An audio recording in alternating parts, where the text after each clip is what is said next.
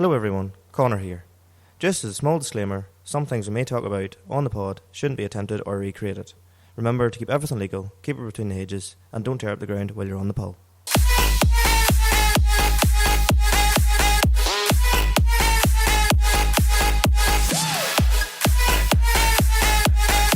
Hello everyone, you're listening to the 11 Step Differences podcast, the podcast where we chat all things cars, tractors, and all the yarns that can be in between.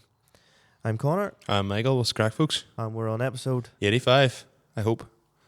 No, we're in episode 85. The last one was 84, so I'm assuming this one's 85. I think that's normally come after the other. Normally how numbers work, but she wouldn't know us. So to break the fourth wall, Michael there was doing a wee bit on the pull prep there, and you had your resident mechanic in Aye. to screw the 110 to oblivion. Fuck, I wish. She, to be fair, suppose we can chat about all that in a bit, but she won't go anymore. It's another style rotary pump, so you can't feed them as much as the newer Fates, which have an inline pump. So, she's just not going to be as... So the reason I'm mentioning that is it's currently now... It's 11 o'clock, isn't it? Aye. Starting to record. We're starting to record. We try, honestly, we do try to get recording earlier, but there's always something going on down here, like... Well, sure, there's... earlier on, like I had the cows, the main dairy, the first batch all milked by 6:30. And I was like, class, I got down here early. And then other things happened. Funny, because you weren't down as early as I thought, but here... I also wasn't too worried, because I just finished cleaning the tractors you'd landed up, like, so... Yes. Still a pile of shit hanging off her, like... So, I suppose, Michael, I don't know if you got the same messages or whatnot, but I got a few messages to say I'm now famous, that people should... I shouldn't forget anybody, you know. All because of a video that we appeared in. Aye. Can we start off with an apology? Right. Okay. I have preached for the last, I don't know how long, about consistency being key in this podcast. And we really have not been consistent this last while. More or less since and you're going to hear it all now in this podcast, because this basically summarizes, this is going to be a summary of the last 2 months, because we couldn't even talk about all this in the last podcast. And their plan was to originally have a big gang of us in this podcast, but nobody can get time. And nobody can get time, so... There's too many events on. There's too much going on here at one time. So me and Conor said, you know what, fuck it, we'll just blast through it all ourselves. Whilst we're being ate alive by midges. Yeah, Jesus, it is bad.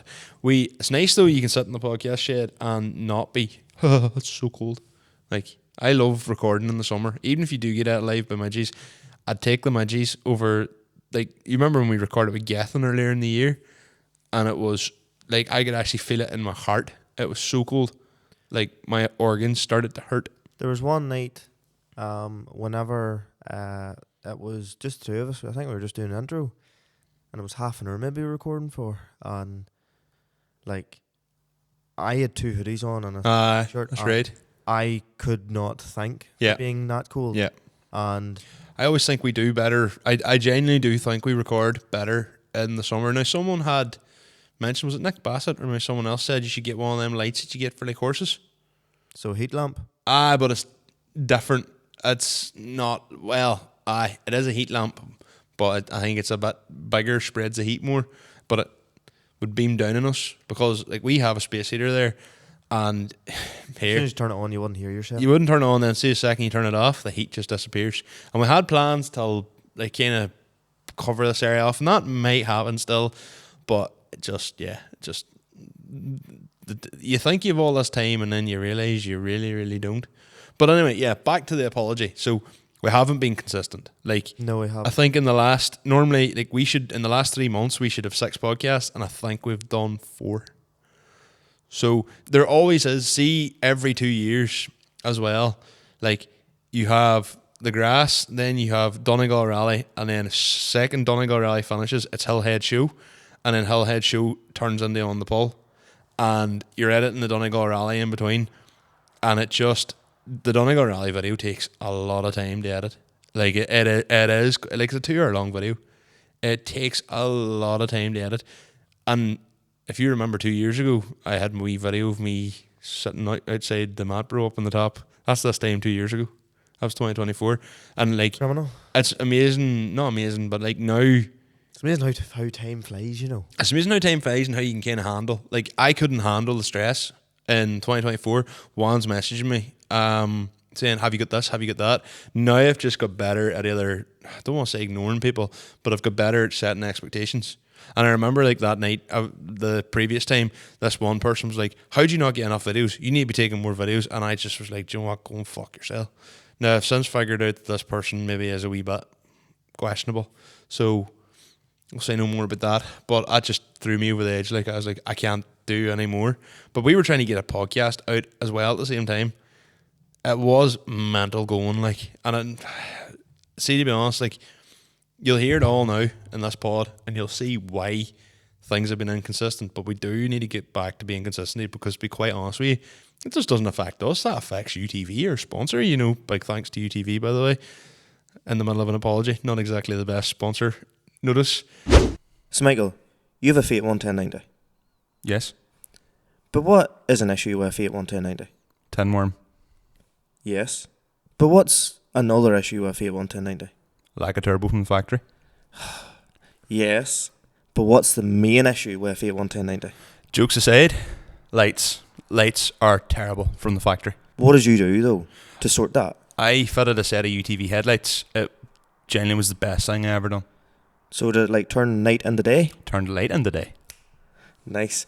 Guys, get on to UTV lights for all your applications, whether it be for your work lights in the tractor or whether it be your headlights for the tractor. Whether you want to do spraying, slurrying, or even construction, it's all there. And if they currently don't make lights for your tractor, don't lose heart, because they're engineers at heart. They were more than happy to work with you. So for all your premium LED light needs, get on to UTV lights. And also like to thank Middle Streets, who have also joined us as a sponsor. So there we go. We're getting. If you need some from your local takeaway, why not go through Middle Streets? It leaves it much handier. You can order through them, and either you can see if the people can deliver it to you, or else if you can go and collect it yourself. Well, considering the people behind it know what it's like to be standing in the middle of a field looking for food, it's, you know, it's designed for farmers nearly. So do you know Designed what? for all country folk.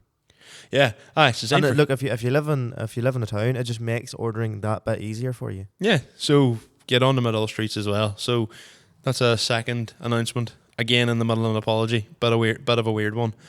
Anyway, yeah, as we say, we've noticed the lack of consistency's hurting us as well. So I think if anything, it's a kick up the arse. But that being said, life Or a is midgie bite. but that being said, life has been kind of surreal recently. So Well, like realistically, yes, we wind haven't- it back about 6 weeks ago. So to be honest, yes, we haven't been madly consistent. Like you would have heard in the last podcast, and fair play to. Charlie and Taylor stepping in last minute, and that was some crack. Well, That was a great podcast. like, was that our last podcast? Yep. Yep. Feels like a while. I think that was about 3 weeks ago. That was pre-Donegal. That was maybe the week prior to Donegal. So, the last 6 weeks have, I suppose, as Michael has obviously said, has been mental. In the last podcast, I mentioned obviously I had went through things, and a few folk basically reached out to me. I'll not say their names in case, but basically reached out to me and said, "Is everything all right?" And you know what? Fair dues. Because it wasn't all right. One of them even sent us a thing from the podcast table at a stage, and it was greatly appreciated, him reaching out to me. But from that, so even before that, there was a lot of planning and that there went on. So obviously now the video was out. Essentially, Grassmen came and helped us put in some of my first cut silage. It wasn't just Grassmen. With Andrew Morton and Dwayne McKeever as well. That is correct. To be honest with you, there's that much has happened that's kind of a bit surreal. So, like, well, let's wind it all back. So, as you know, last year, sorry to cut in, but I'm going to try and gate us through because I'm getting out of life. If anybody hears any scratching, yeah, I do wash. It could It's be. just No, I'm we getting are. out We of life. actually are. But see, and we've lights on here. It's a dark shade or dark outside. Lights on in here. So yeah, to be expected, unfortunately. And product in here seems to fucking nearly invite them to you. So if you remember last year, we done a run to Cork for charity. and we were provided a tractor, or rather Conor was provided a tractor by Grassmen. And It kind of was. since that time, we've remained in touch with Grassmen, namely Conor McFetridge and also Pierce McFadden. Gareth as well. But you'll see Conor has been involved with the podcast in recent times. That's kind of no accident. Conor was a listener even back from the days, but Conor has been in and out. That has been formed through a relationship that we've developed over time. But also, like, we'd be speaking to Conor McFetridge most days probably, or at least... Long and Well, I have a short of it Snapchat was- streak with him, so like that's kind of how I... suppose the long and short of it is, yes, we've stayed in contact, but we basically became good friends. Yeah. And like, I And hey, suppose they're like a anything, sound bunch of lads. Like. whenever it's like anything, whenever a group of lads have a lot of things in common, you know, you can yarn away, and them yarns end up lasting hours. But originally, after Ahiol, it's like anything. Whenever we were down at it, we got yarning away with the lads. Time passes. Michael takes this mad notion that he's going to buy a harvester. So around Christmas time, obviously Michael bought the harvester. I think originally there was an idea him and Conor had, being like, boom, two of us own a certain make a tractor. How cool would X, Y, and Z not be? That wee idea turned into, oh, wouldn't it be wild cool? Like, obviously Michael has normally come to my first cut, because the most acres goes in. Normally whenever we're putting it in, the Weller does play ball. Mhm. Yes, 2 years ago was an outlier, but like normally the Weller does play ball, so that there is a wee bit of crack and all can be had, so it's not just as stressful. With more acres going in, obviously it's going to take longer and more of a chance to do and have a bit of crack. Mm-hmm. So at that stage, you said to me, oh, you know, obviously I have a harvester got. I am mad to get a bit of grass done. Mm-hmm. Pile of bales lying at the yard there. I've nowhere really to put 20 acres in at the moment. What would you Well, think? I wasn't even planning on cutting 20 acres for a But, start, but yeah, Or whatever number of acres. 4.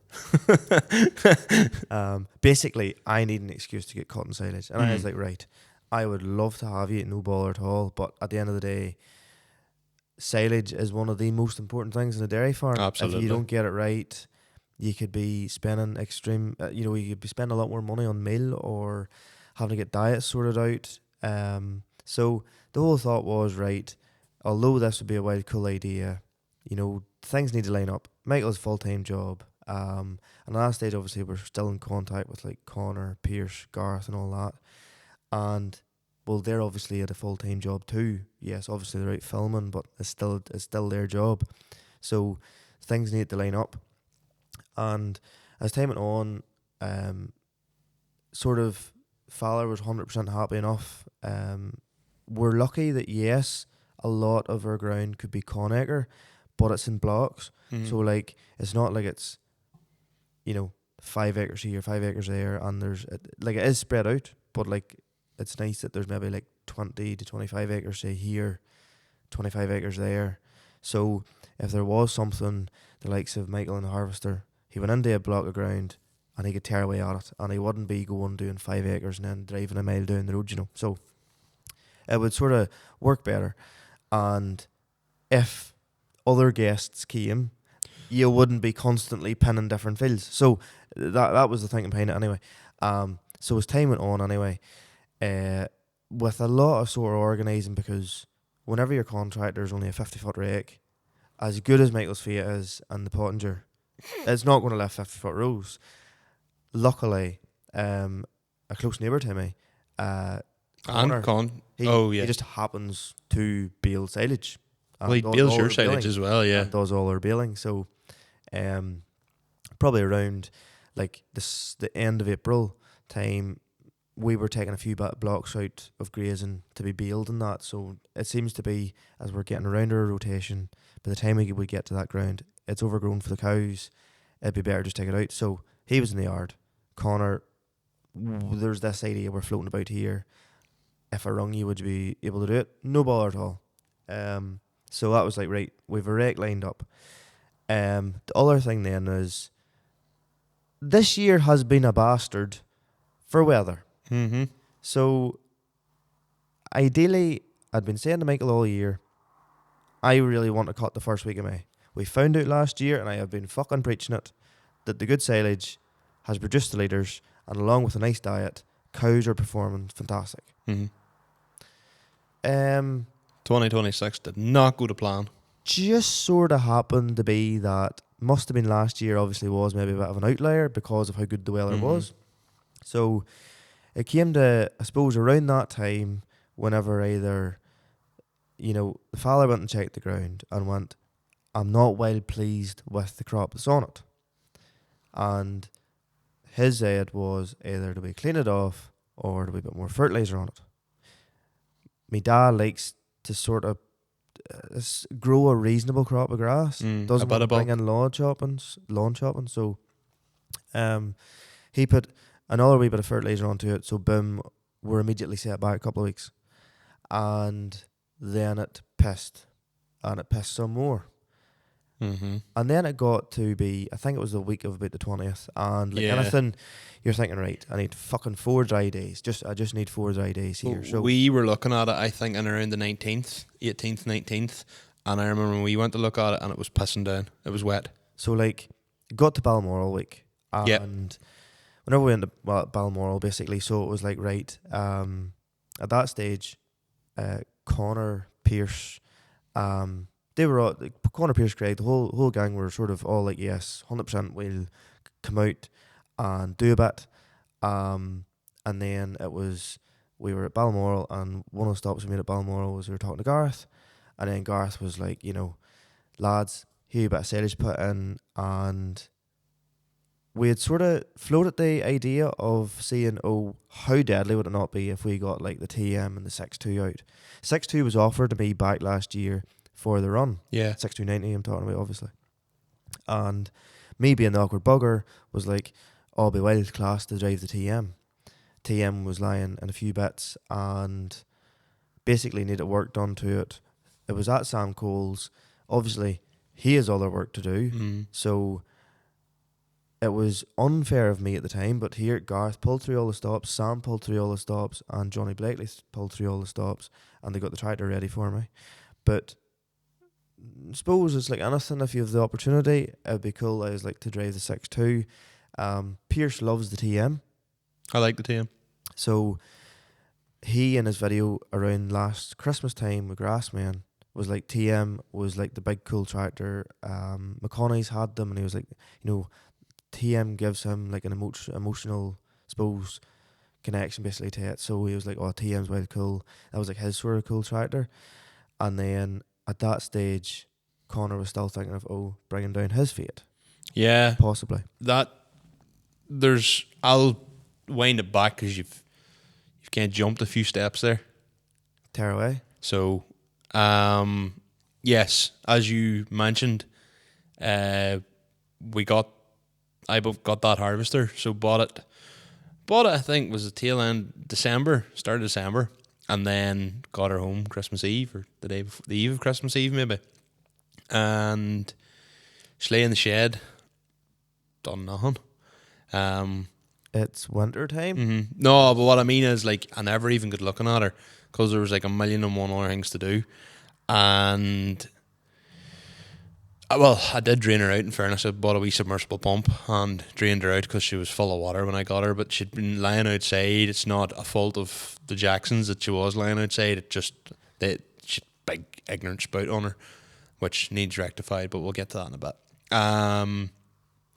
So we had that, and then the original plan was was always going to do like a wee bit even this year to test it out. The original plan was me and Conor McFetridge had talked about even just, he has an 8090 turbo. I was going to give him my Fraser, and we were just going to try and get that money shot of me falling into that trailer and the pair of us coming up the hill. That was the original, that was all it was going to originally be. And then, as you say, it kind of grew legs. And, right, we have to now go back nearly a year ago. That's how Dwayne first got involved. So I think I was heading to site one day. Well, I know for a fact I was heading to site one day, and Dwayne passed me in the tractor as I was standing outside the shop in Tamnamore. And I was like, where are you heading today? And he was like, on my way to do some silage. And I goes, hey, if I'm coming back from site, I might jump in with you. He goes, no bother. So he was drawing silage for some fella outside Lockgall. And he sent me a pin where he was in the field. And it's no secret that we've been trying to get Dwayne on the podcast for... Like, Dwayne has always been one of the guys that we've said from day one, if we could get Dwayne McKeever on the podcast, it would be a dream come true. Dwayne isn't really too keen on doing a podcast. I have tried. And whenever, in fairness, when I sat with him in the tractor that day, I said, look, I'm not here to ask you about the pod, but would you come on? He says, you know what, in the winter time I maybe would. So, fast forward then to, I think it was the start of January, we were trying to get him on. And then he just said, no, do you know what? He goes, I don't really want to do it. And there are people that just don't want to do pods. That's fair enough. I can sit, and you can sit, Conor, and say, oh, don't worry about the microphone, don't worry about the camera, you will forget about it after a while. Every single guest has told us that. But if it's in your head, it's in your head. If you can't... Chief among which, Charlie was here on the last pod, and on the way, I left him because he lives very close to me. On the way, his words were, I'm not going to lie, I'm well nervous, and he was fidgeting and all that there. See, on the way home, I was pissed. Aye. I didn't realise that would be as handy as it was. Sirens. That's not good. And I was like, Dwayne, are you coming on? He just went, nah. And then he sent me a message. He goes, see if you're ever doing anything with silage. He goes, I'd be more interested for something like that. And I went, okay, maybe we'll do the silage podcast. This was before, like, really things had started heating, chatting with Conor. And I was like, so if you remember last year, we done Silage 3.0 where me and you tried to do it over the CBs, and Silage 2.0 and Silage 1, etc. So we've always talked about silage kind of every year in the podcast and around the time we do the silage, funny enough. And it's always a recap of your first cut. So I was like, right, this year we'll do it grand. So that was kind of marked in with Dwayne on board. We know Dwayne obviously as well from the tractor pulling. That's kind of how, because obviously, you know, D-Mac driver, you're never really going to be able to reach him on that side. But when he comes into, I suppose, the tractor pulling, and we've got quite a close knit circle in the tractor pulling. Yeah, we're friendly with everybody. Yeah, it's much easier then to get that person that's now, you see him in this level because he is in that level in that world, but bring him into this world and he's kind of on the same level as the rest of us. Like, it's one of those weird things where, like, obviously there's probably no secret Dwayne would be my favourite driver. I would probably watch it, and then if he goes out, not care and not watch it anymore at times if I'm busy. And it was weird to be friendly with the group of fellas and all that do all the tractor pulling, and then obviously not all of them are mad in the drifting. It's like anything. If you're mad in the football, you mightn't be mad in the music. You don't know. Well, you know what I mean. And for then someone to come in and, as you say, essentially be on the same level. Like, some of them fellas didn't have a fucking clue who Dwayne was. And I'd say he probably liked that. I'd say he liked that. For him, it's like, Dwayne's not really someone who chases fame. Oh, definitely. Like, not. you know, definitely not. He would rather you didn't come near him with a camera. Hence why he as it stands, he prefers to be one of the lads. Aye. And I think, like, you see that across the board in general, but I think for him coming into this world was nearly a breath of fresh air. Do you know, because it's a new thing, it's something to try, it's something to learn, something to do, whatever, and it's still, like, you get serious adrenaline pulling a sledge or a sled with a tractor, like, you know, and on the pull, which is, it'll have happened by the time you see this podcast. Like, the adrenaline of that's going to be, Jesus, that's going to be next mental. level. But yes, so how did Morton come on board? Because Morton came on through. Sorry, what were you going to say? No, tear away. Morton came on through a bit of impulse.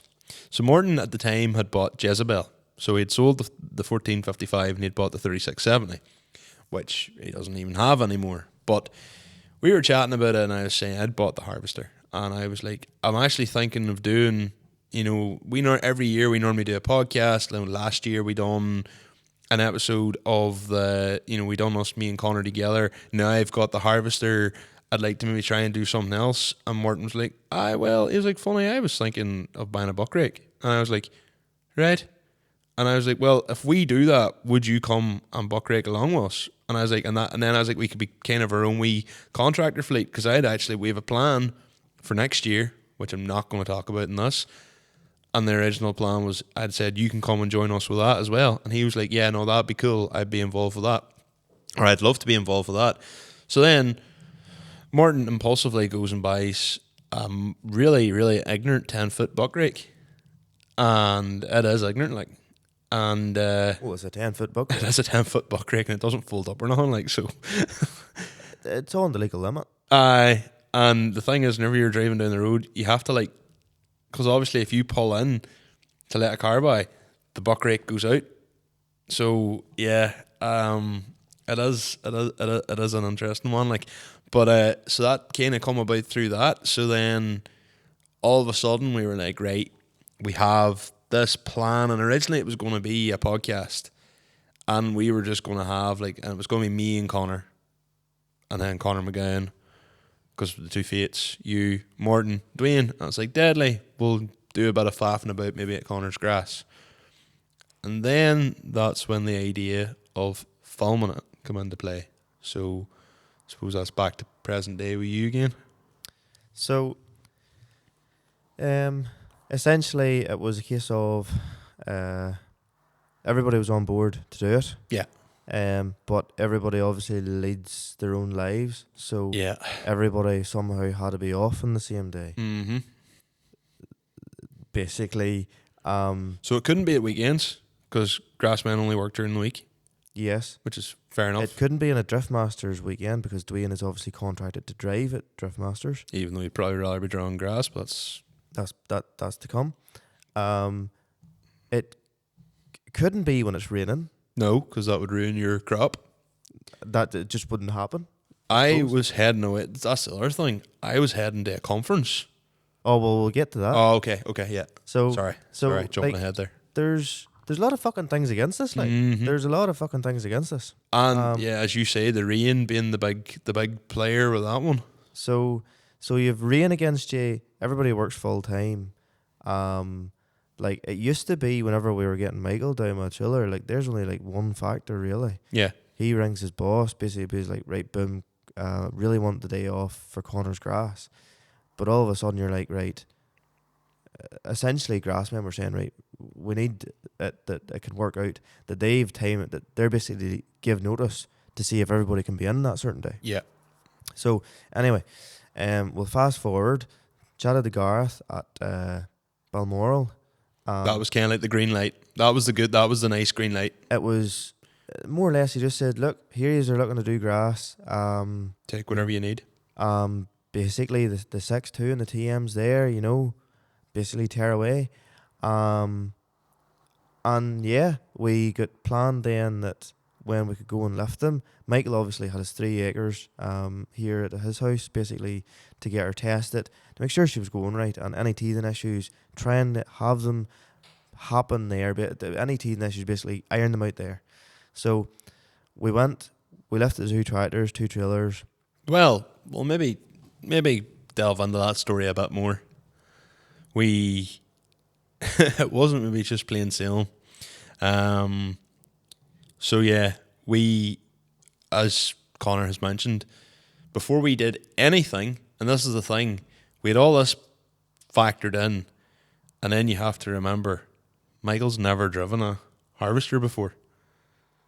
Like never driven a machine with a reel on it. Never driven a baler. Never driven a forage wagon. Never driven any of that. So when we say he was green, I was as green as the grass that had been mowed, like.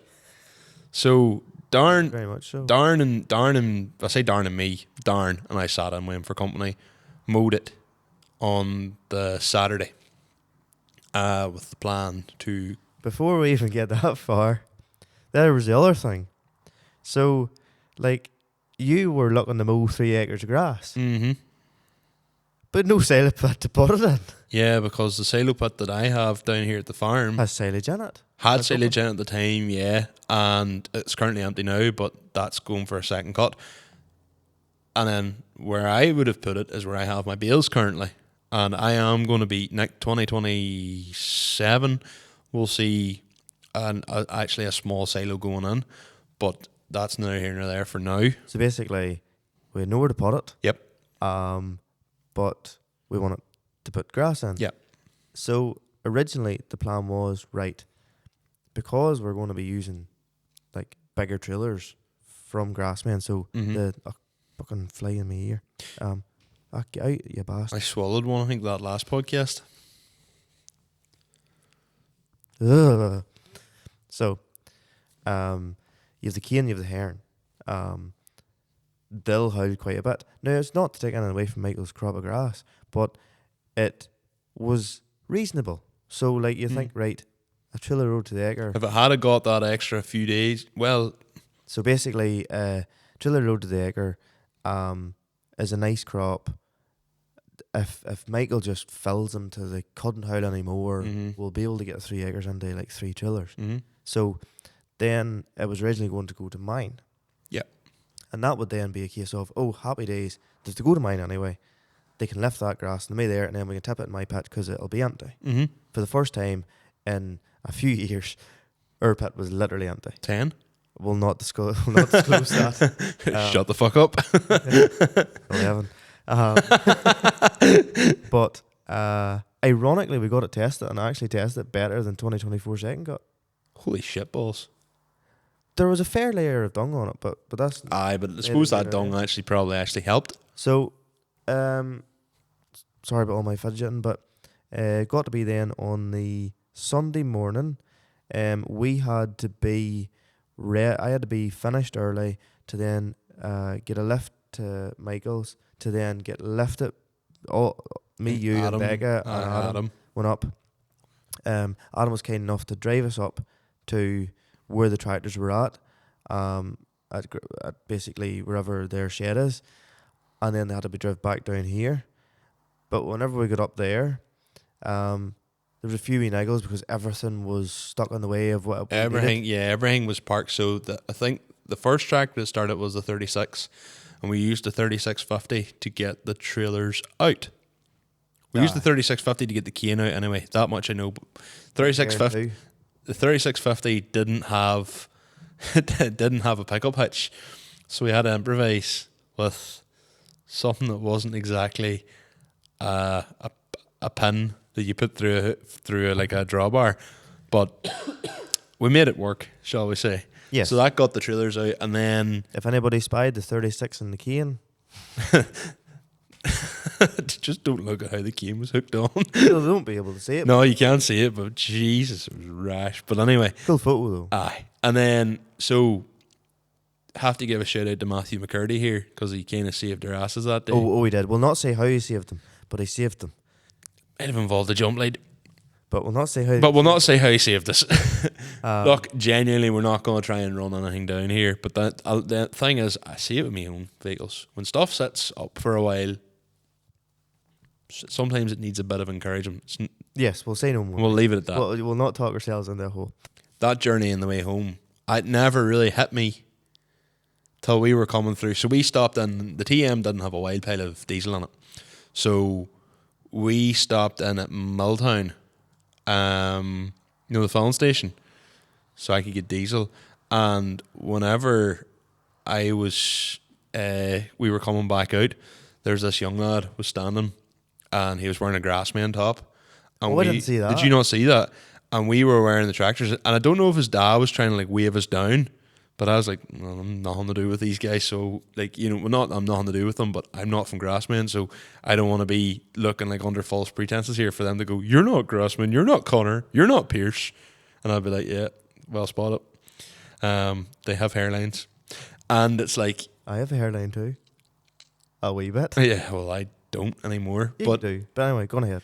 and I was just like looking, and I just seen like the banner, and I seen your wee boy wearing it, and I just went, oh Jesus! I was like, this is like, before that I was just shitting myself because that TM140 is clean. It is a clean tractor. And Do you realise why I was so anal about it last year? 100%, absolutely. But that kind of, once you get in the swing of things, you kind of forget that. But for the first while, you're like, I was so nervous driving that thing. Like, I was like, oh, I don't want to be the man. Like, Conor drove this thing to Cork and never put as much of a scratch on it. What if I, like, clipper coming out of gate or something like that there? That's like, because that would be what everyone would say. You know, Conor drove that thing 320 mile to Cork and never done anything, and there you've taken her 3 mile and you've clipped something, and I was just so scared of that happening. I hate whenever there's a gate post in the road, you know? And here, anyway, so the young fella in the Grassmen. he was, and I don't know whether his dad was waving or why he's trying to wave us down, because he was kind of doing that with his hand, and I was like, oh, I don't want to be, if you're listening and you were trying to wave us down, I'm sorry, I wasn't being a dick. I was just like, I need to know my place. I am not a Grassman. I'm not part of the Grassmen team. I don't want to give the false impression that we are. So I was just like, yep, waved and just sent her on. So I was only then, I was kind of like, shit, like this is mad. And then got back to the yard, and then that's when we fitted the two-way radios. Thank you to Carrot Comms for providing them. Oh, yeah. And we kind of ended up hanging about for probably a bit longer than we should have. Just trying to get everything sorted. And that was fine. Darren went and then raked. And then, I'm not going to lie, us coming into that field, me hooking the harvester, going at the harvester the first time, oh, I was scared. Was that the first day of Sunday or the second day of Sunday? I said if you've watched the Grassmen video, I said we tried it for a couple of days there last Sunday. So just so you know, for the record, we can maybe talk about this. For the record, when me and Conor done that interview, there was 13 people standing watching us. And to be honest, right, I just want to clarify something. Do you ever get the Ron Burgundy thing? Where I'm not quite sure what to do with my hands. That's Talladega Nights. Oh, Talladega Nights. Well, I had a wheel behind me and I didn't know whether to stand up or sit down. Aye. That's why I held on to that. That's why I held on to the slip clutch. Because looking back at it, because obviously we were there, we did the interview. Like, I was looking over you going, fucking set it down, lad, would you? I know, but I need it was like my emotional support. Broken shaft. And I was just like, no, I can't let go of this, because if I'm standing, I literally will be like, I'm not quite sure what to do with my hands. Well, like, podcast number 3, believe it or not, we had a close friend, Jonathan Crethan, with us in the shed that night. That's right. And at the start, it felt weird to be talking and doing a podcast while someone else was watching. Yeah. But at that moment in time, my father, my brother, Grassmen team. Jared Murphy. Do you not know what I mean? Oh, yeah. Yeah. Yes. Jerry Murphy. Jerry Murphy. Your nephews. My nephews. Yeah.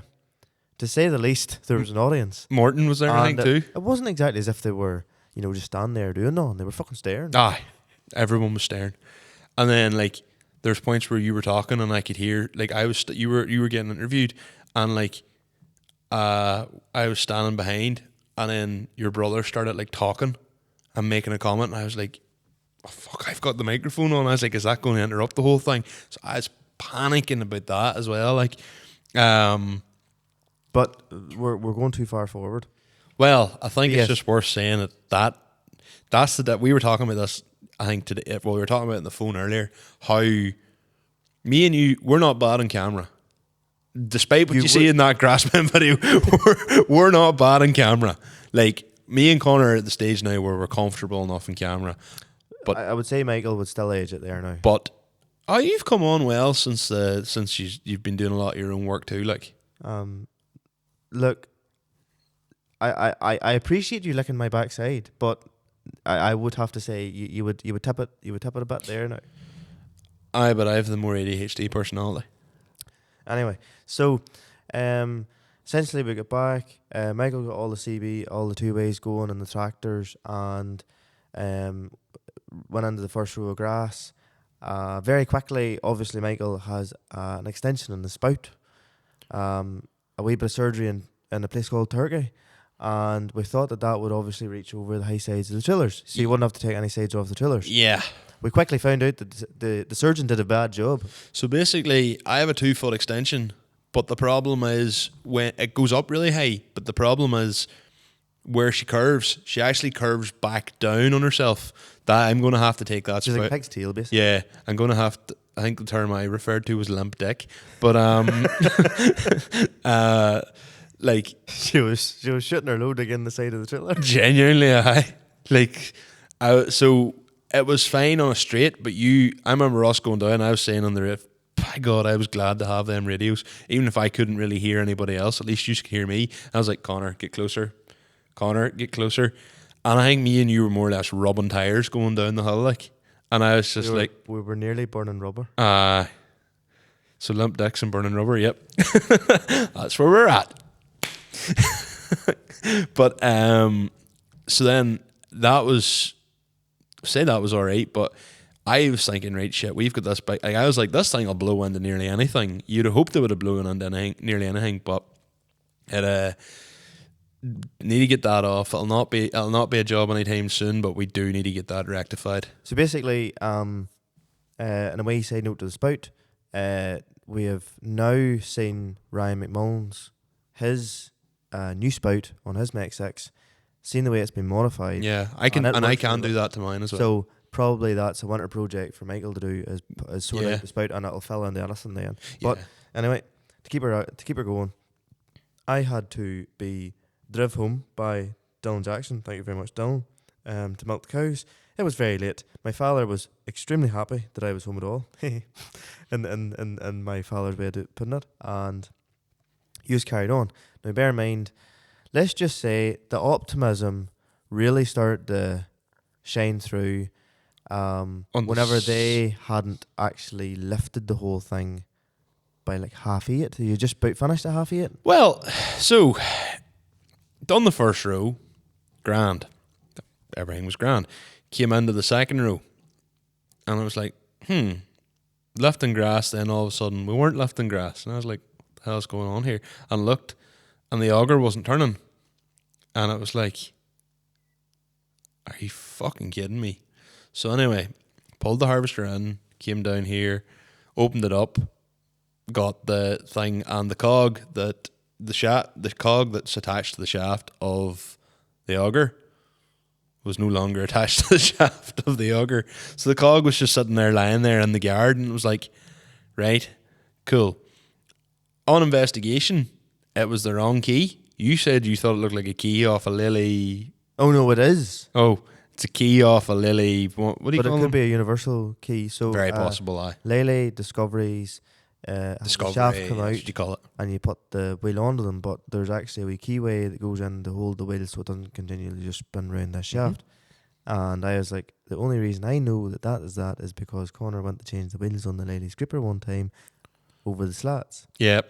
And it would be my luck that the one place where it would be facing would be downwards, not upwards. Mm. So the keyway went down into the slats and is now growing grass. Mm. And I don't know if metal can grow grass. The world's most nutritious keyway. And so we're like, right, what are we going to do here? So anyway, I just filled that cog and shaft with weld. After fucking Mr. Engineer here spent an hour, a fucking hour assessing it. Yeah, well, it Status of it. needs to be aligned right, obviously. Anyway, right. Whenever I have milking to do, I can be a bit sharp, and in my head being like, just fucking weld it. Anyway, what I was thinking in my head, which could have took 2 seconds, Michael assessed everything, and an earlier just welded it. But the thing is, if you look at that cog, you can I know, see I'm literally taking it. she had been running off before because it was a fucking diabolical job, whoever had welded it previously. Then So the if you're other, listening, sort your shit out. then the other thing was, Ah, yes, the tensioner mechanism. yes, so the tensioner mechanism, they were putting the chain on. I was like, look, I'm no fucking engineer here, but bound to go underneath the tensioner. No. No, So they screwed it on. Michael was like, no. Has to go above. How would that make sense, Connor? Has to go above because obviously that's pushing down. That would have the tension on. You were like, okay. And then, Just as you said it like that, I think you actually did say that, and you were still going against yourself. so then next thing is like put the tension in place, and I went to put the guard back on, and I was just like, the guard's not fitting. And then you were like, do you think that's maybe because the tensioner's the wrong way around? And I was like, I think it is actually. So the best of it was, I was the only one out of 4 that was believing that the tensioner was on incorrectly. I genuinely thought I had taken it off the other way, but He here, forgets his car keys when he looks at them twice. So that is true in fairness. So anyway, we got that done. got her going again. Got her going back to the field, sort of made a job of following the herring. Nope. He got 3 meters round, blocked. No. We done it from the bottom of the field. That was the bottom of the field. We were going through that row, and then sorry, that yes. was the row. Actually, that's a lie. The first time the harvester got being used was the day before, and I blew a row into another row. That, my friends, is a really stupid idea because harvesters do not like lifting chopped grass, especially when that row has then been merged with another row. So we were going up that row, and I was like, this is killing this thing. So we were like, we'll pull out into another row. Went up to the top of the hill. I came down into the next row, and I've made this mistake a few times. I don't make it anymore, but I made this mistake a few times. Come under the row, and the heart started like choking.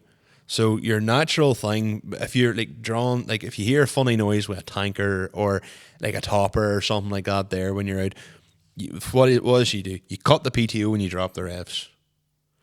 That does not work with a harvester. So the next thing she started to feel, what you should be doing is stopping and backing up as quick as you can. Of course, I just dropped the revs. And I stuffed her. And Dylan Jackson's words to me were, when you drive her and you block her, and you will block her. Now, Taylor said that. Taylor Jackson was there. In fairness, I have to commend the service of the Jackson brothers. I bought that. Like, that was bought, sort of sold as seen, second hand. And them boys came down and made, like, actually were there and stuck with us and helped to ensure that harvester was going right. I will also add that whilst Michael was driving the Fiat and I was not on a tractor that was actually operating a trailer, they also did say, thank fuck we have no stickers with us because we're not sticking our sticker in the side of that machine. Donald sent me a snap And alert. see if she actually operates and works tomorrow. Only will then we will stick our stickers on the side to say that she operates. Dylan Jackson actually sent me a Snapchat of the Grassmen video and it said T. Jackson's and Sons, proud supplier, Pottinger Mac 6, Stone sold separately. Anyway, that's a bit of a foreshadowing. So anyway, we're out. So I have to give the boys their credit. They helped me on. I was like, when the boys that you bought the harvester off stand in the field and literally help you unblock it, there's a lot to be said for that. Well, essentially then, at this stage, I had to go home. And Darren left as well. Well, I had cows to milk. I don't know. Darren suppose it is Has a family and his own things to do, yeah. Yeah. So I rung as soon as I had the milking done, being like, right, will I land over? And you just went, no. I was like, okay, fair enough, no bother. The plan then was, because it was a bank holiday Monday, basically everybody wanted their own day to do their own thing. That was totally fair enough. Worked out then the Tuesday was going to be a good day. Mm-hmm. Michael was fit to get off half day, and it was working out for everybody.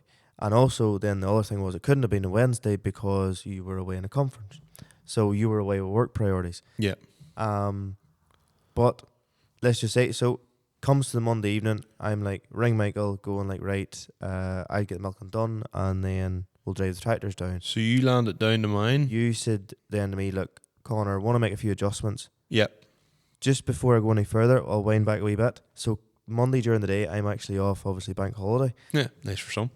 And our grass was being mowed that day. Mm-hmm. And because it was nice, good dry weather, let's just say we were going to give it the 24-hour wilt, going to ted it out. Originally, we were not going to ted out the grass that Michael was going to be given. You weren't going to ted it out? Yes, we weren't. But listen.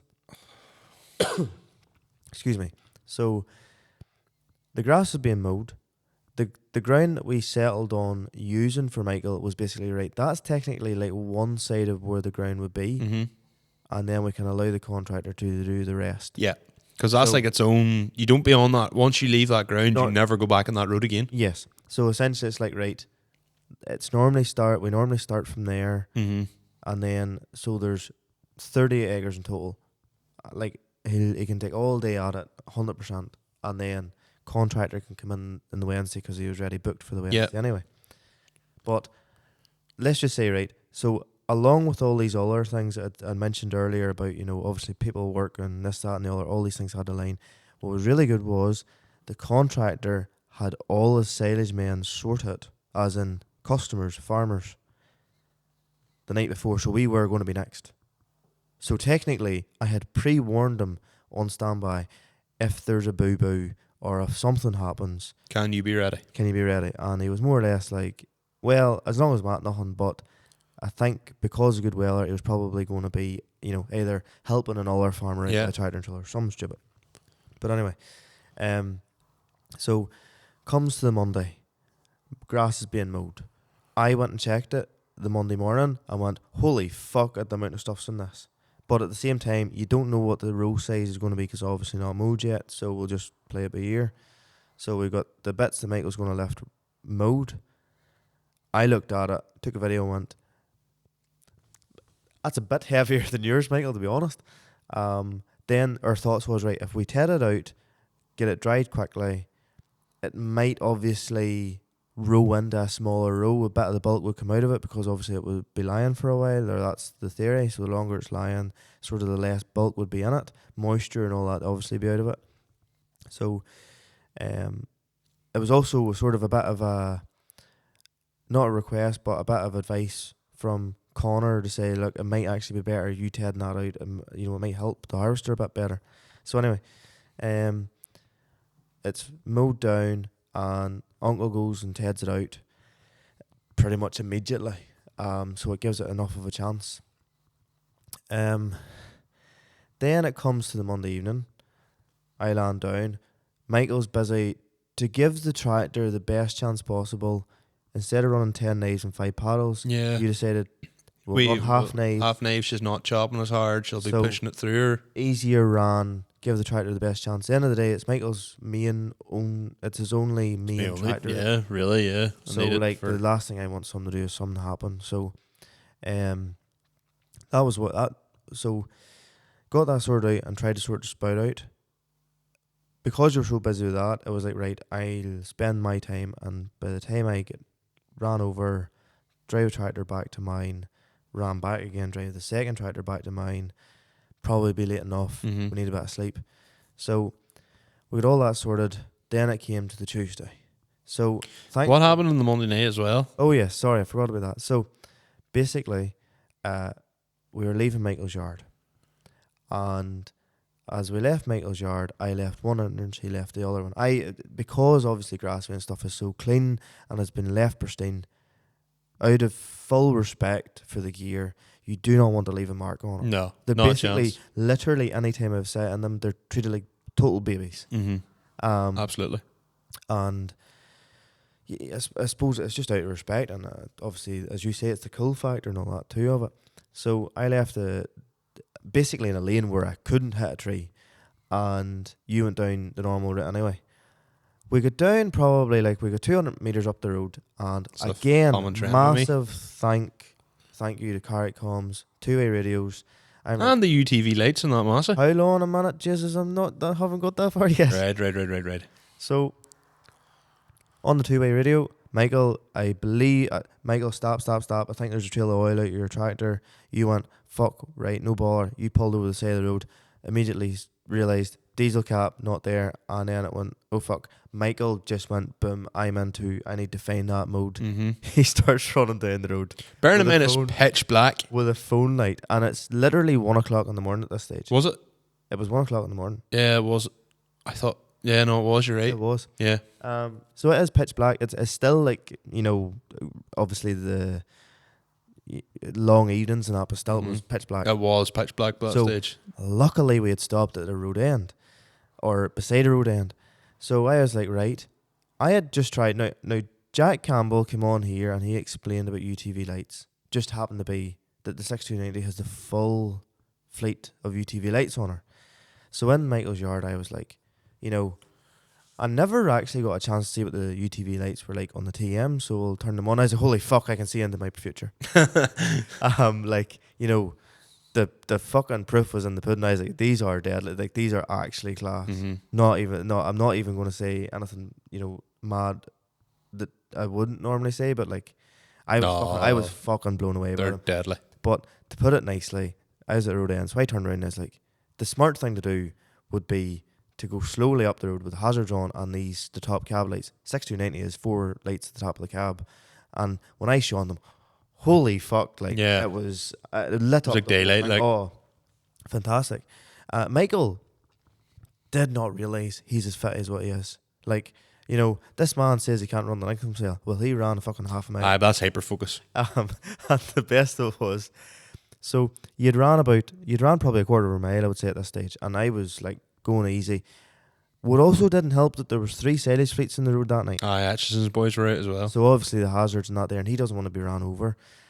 So then Michael was like, right, health and safety has to be key. Don't want anything to happen to him. So he jumped in the cab with me. He went, holy fuck, like there was no point with me, the torch in the phone, like it was silly. Turns out the cap fell off at the entrance to his house. I had to leave in my lane. And thank you to the UTV lights, we were able to see it clear as day. Yeah. So Deadly job. got back on the road, got the whole If thing. that is not believing in your sponsors, then I don't know what is. I will genuinely say this now, like, That we should. I have used factory fitted LED lights when I was working in England, and now I'm Wouldn't- not even going to deny it. The UTVs fucking blew them clean out of the water. Yeah. So when we say we genuinely have sponsored, like we're sponsored by stuff we believe in, like there's the proof in the pudding. They And know what that- they're at. And that's not just like us bigging up. Like them lights literally saved our asses. Like now you'd maybe come back the next day and you would have seen it, but by that stage I was on the road. It was just on the road at the end of my lane. God knows what would have happened. Anyway, got that banged onto the tractor, made it to Connor's. Yes. No further issues, Your Honour. I ran you home, but that stage was very late in the I night. think it was like 2:30 and I had to be in work early because of the way I'd Yes. managed my half day. So I think I got like 2 hours sleep. So essentially, comes to the Tuesday morning, I get up, get the cows milked at a nice time, and there was a few things that, because it was so late at night, my brother, whenever he left me up for the second tractor, said, look, well, I'll screw at Michael's harvester, and it means as soon as Michael gets here, you can go straight to a field. And I was like, perfect. So, big thank you to my brother Jared. He turned around and he sorted Michael's spout as best he could. And also me and him took into doing the knife. So literally 5 minutes we had the knife sorted. Yeah. Took the knives out, and that left the tractor going. Then, as we were doing that, Dwayne pulled into the yard with a TM, and the 13-ton cane trailer. She's a 16-foot cane trailer. She's next Townley. One of the like red cane don't paint their trailers anything other than blue, apart from Townley's. All of red trailers, red canes. So they look like a heron, but they're actually a cane. Yeah. So Dwayne had landed into the yard. Excuse me. And immediately, to be fair to him, like, he could have just arrived and did like nothing, but it was like, oh, we need to, because we had found the learnings of like, I'd watched Ryan's video, that Ryan McMullen, that he done along with Grassmen, and that was out last October time. He had a couple of sides off, one side of the trailer's easier to blow on, so I was like, right, to leave everything handy, we'll take the top side off the heron, we'll take the top side off the cane, just makes life handier.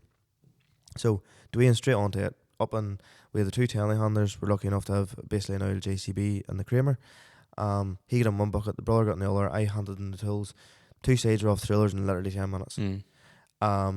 Then Morton lands down the road at 2 mile an hour because it would barely fit down my lane, the buck rake. I was the same going down your lane with the harvester. And then Michael lands short time after that there. So we're all there and we're waiting on, basically Conor, Pearson, and Craig and all coming. At that stage, it was right, we might as well go and try and get a start made. So rung Conor and he was like, right, Charlie is literally on standby. Conor and Charlie had actually got out their wee 2850. Mm-hmm. Just because she's For really, the video. really Done it keen we for the 28th video. birthday. And she fit it in because it was retro. Because we were all doing the modern classics, so We should have had that 2850 actually in the photo of all of us. true, yeah, Yeah. true. But 'Cause Charlie, we made cover photo. oh yeah, Yeah. true. But yes, so because Charlie was more or less right. To be fair to Conor, I don't know how many people he had on the phone or whatever, but he had more or less set aside that I don't know if he had maybe, like, it felt like we were priority that morning to, like, get Yeah. the wrecking done whenever it suited. So rung up, yep, no bother.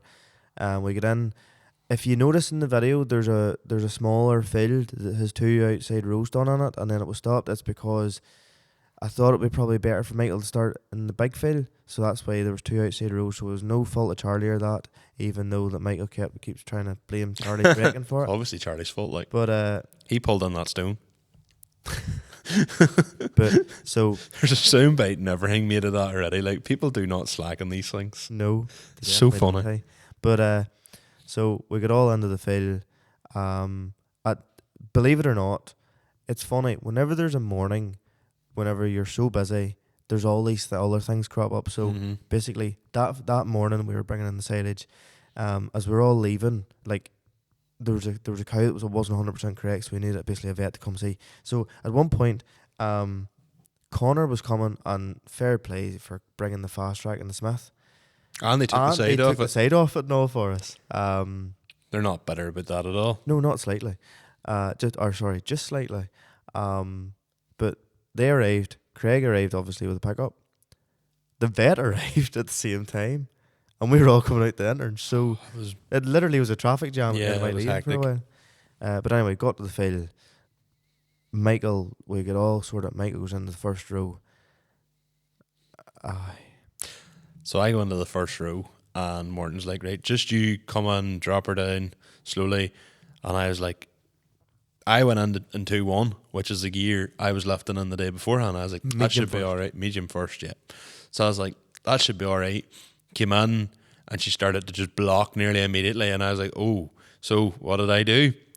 I dropped the revs. Just because it was, without even thinking, muscle memory, I dropped the revs. Stuffed her. That was all right. So that's where you see the video of then us trying to clean out, and Dwayne says the iconic words, "You're making my glass eye water." And then Michael proceeds to throw a wee bit of grass into the trailer, and Morton also comes out with the iconic There you words go. of, Michael's now lifted more grass than his Mech 6. That video is 70% me just getting abuse. Like, You make it easy for us, but, you know. but like it's really no do. different in this podcast. Like, Right. so, but so then that was okay. That's where you suppose now this is you'll now see all this in the video. So yeah, we stuffed her, and then your man. So you'll see there's an older fella in the background at one point. Felix McLernan. Felix, I thought it was Hugh. Felix McLarnon. That man left it with a 10 or a Mach 6 for years. 10X. Was that a 10X? I thought it was a Mach 6. So he just said, he goes, get you that thing, high RPM, and go you as slow as you can for that as a big row. And I went, okay. So I went into the crawler box, low box. Low box. I don't know why you call it crawler. I always just call it low, medium, high. So Yeah, I don't know why I call it the crawler box either, but it's probably because it's so slow. Sorry. And it's into the low box, low first. And then after a while, I think I was up as high as low fourth actually. And then that's when we came into the corner, and she started to bog down a bit. So then I went into low. I think I pulled her into low second.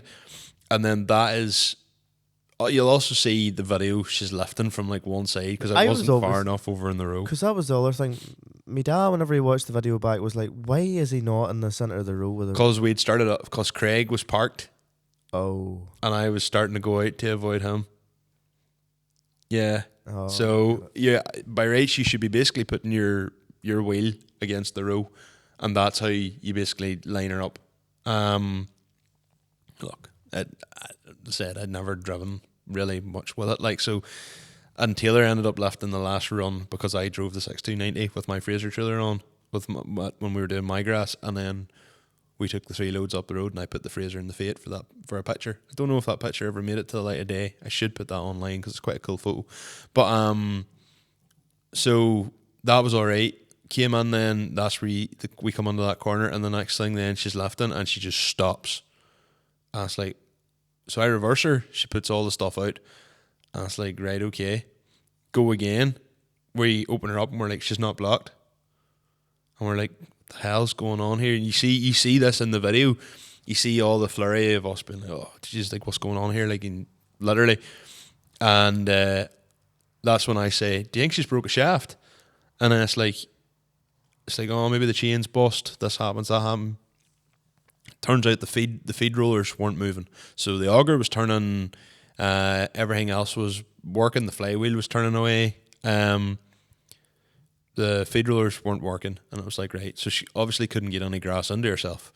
So upon investigation, the top feed roller, the shaft that comes in the gearbox to the feed rollers, it's just a standard shaft. Well, not a standard shaft, but it's a shaft. And she's clearly been welded before. Oh, well, she broke, but you didn't know she was welded. Didn't know she was welded, no. And think. she snapped at the weld. And given the previous welds on the cog, I'm not really surprised. But in fairness, her breaking that shaft was the best thing that could have happened. If she had put that stone under herself, she'd have ripped the harvester off. So, roll your fields, Conor.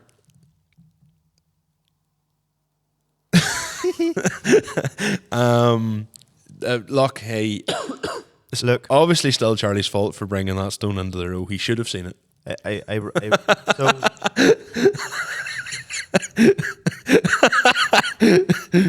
So, see, to be honest, whenever, put it this way, whenever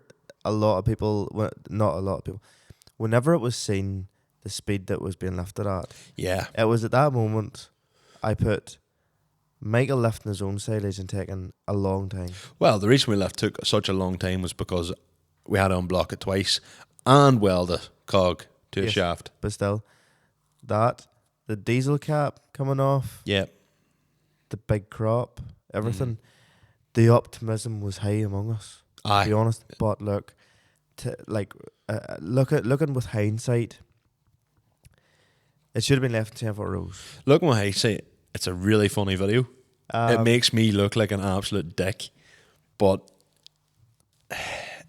is that not just typical? I say what you looked like. Yeah, to be fair, like whenever that happened, my motivation just dropped out my arse. I was like, I am sick. I think even Becca called the silage harvester. She says that's your Sierra Mark II.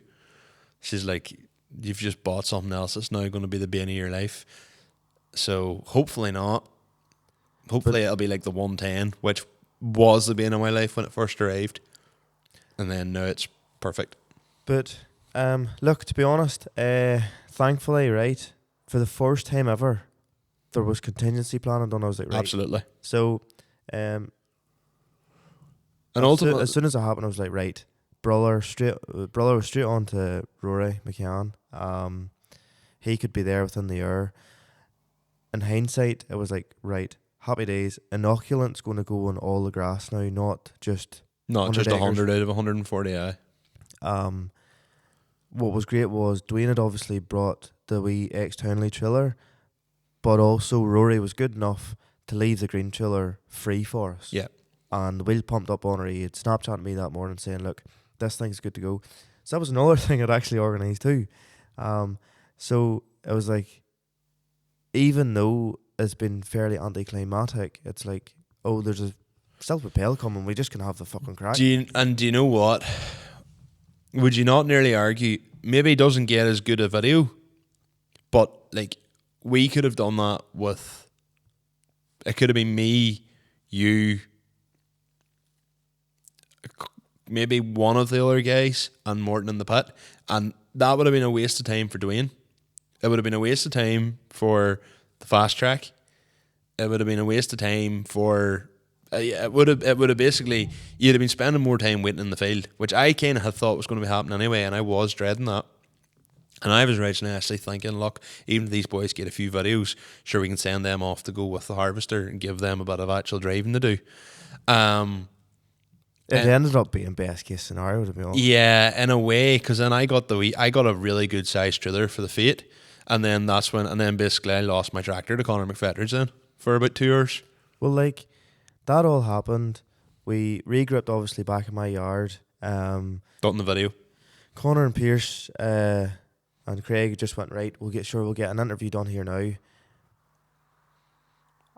I'm not mad camera shy anymore, to be honest, but like, so whenever you have obviously the audience, When everybody's then, staring at you like it's a bat.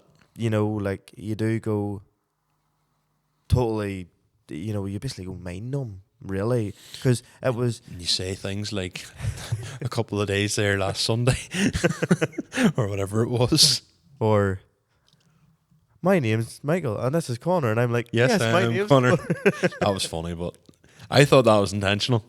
No. Or he didn't get a buck rake, he got a butt rake. And instead of saying the grass was well compacted, I said well compressed. That wee load would probably be well compressed by now. Didn't even fucking notice. In fairness, you're still pushing down on it as compression, like. But But what I will say is this here, right? There's a few clips that didn't actually make the final cut, but all I say is this: there was nothing. To be honest with you now, I think since we've actually ever done the podcast, it'll take some beating for it. But there was one part where Craig was driving Pierce and Michael had jumped into the dip back of the pickup, and we allegedly.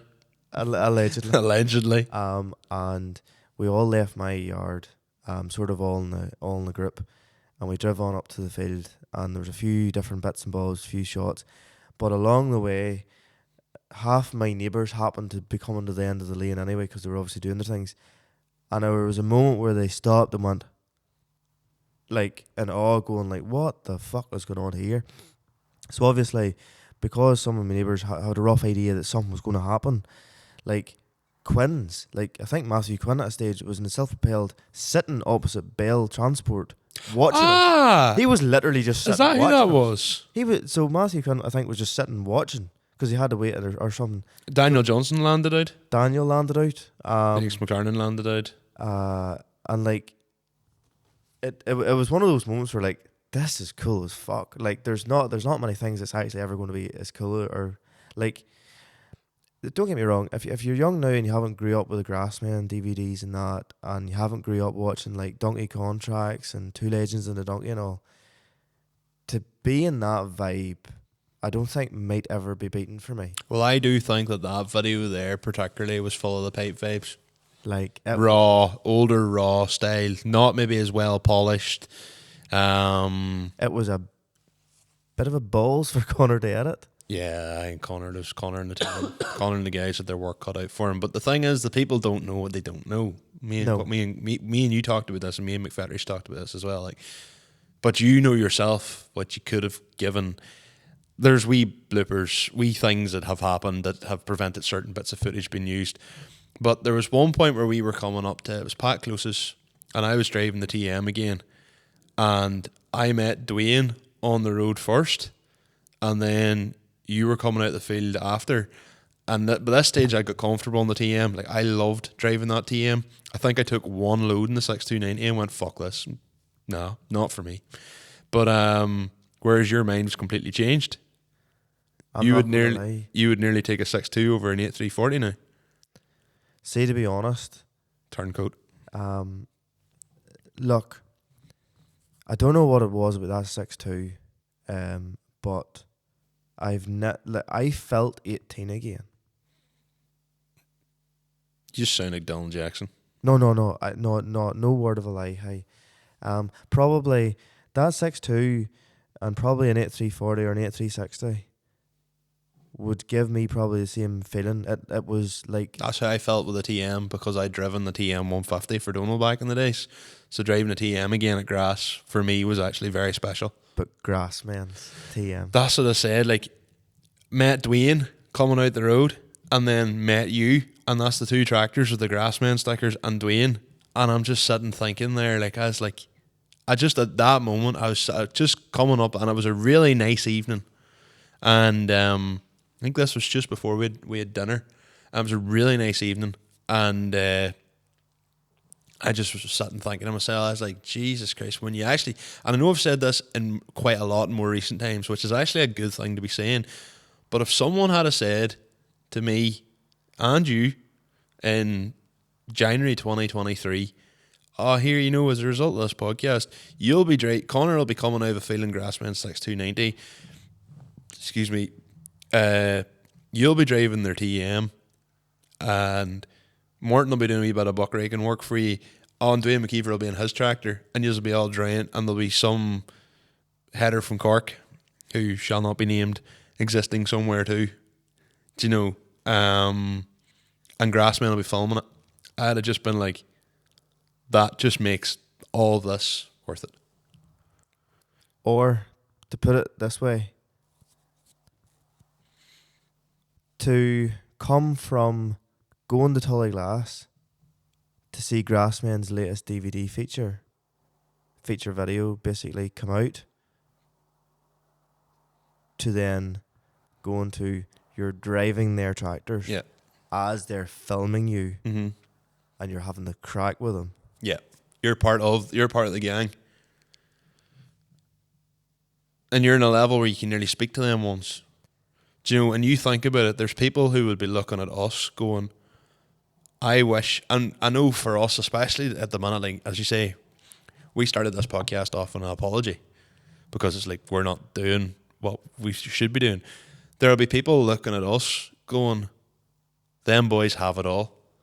The reality is we don't have it all. Far fucking from it. But no, for that day, minus a broken harvester, we had it all.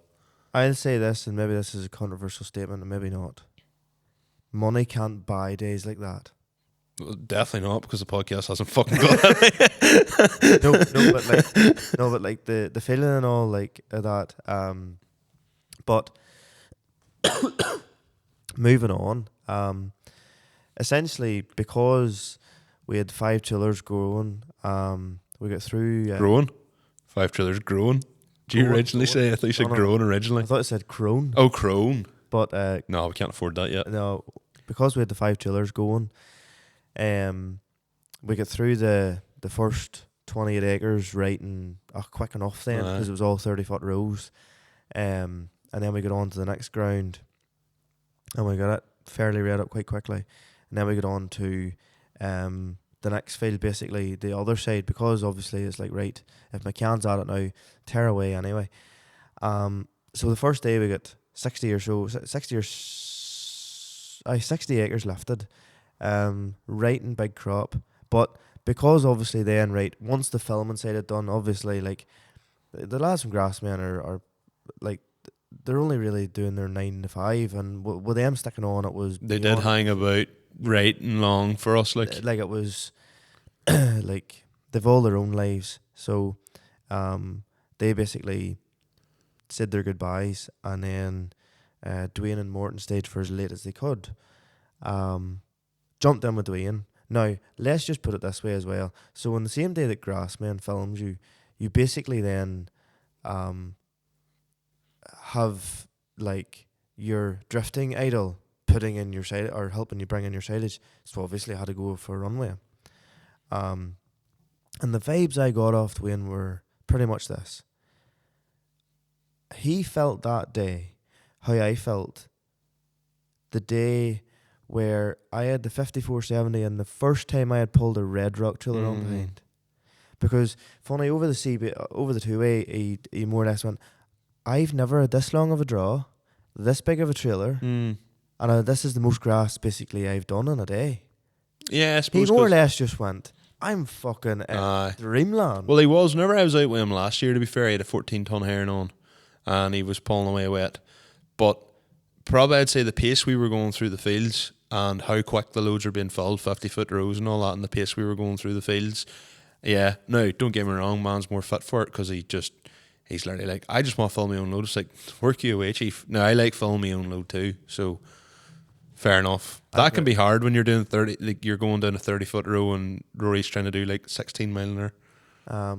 But like, and the then- Fiat doesn't allow you just to do downshifts. Like you have True. to fucking find gears and cog her up through the gears. Dwayne's TM is She's well at herself. She's well at herself. How good does Morton's 6490 sound? Well, this is the other thing, right? So, because at the start of the day we only had Morton in the pit, Mm-hmm. contractor there and came and basically helped out anyway.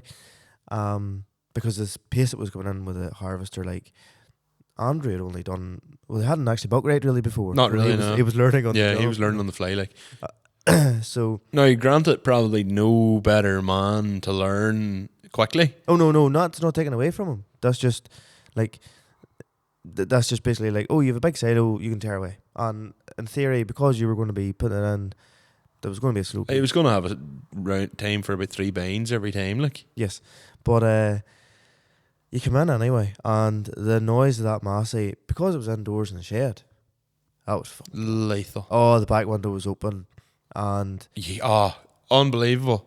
he was blipping out our way. Oh, it was class. He drives my tractor better than I can drive my tractor. He can. He genuinely, because he come down, I was like, take a load there, and he was like, oh, I don't know. I was like, go on, take a load. He's like, fine. He came back down the field, and that man was grinning ear to ear, and he just goes, that was so much fun. And I was like, I'm telling you, it's great for like a load.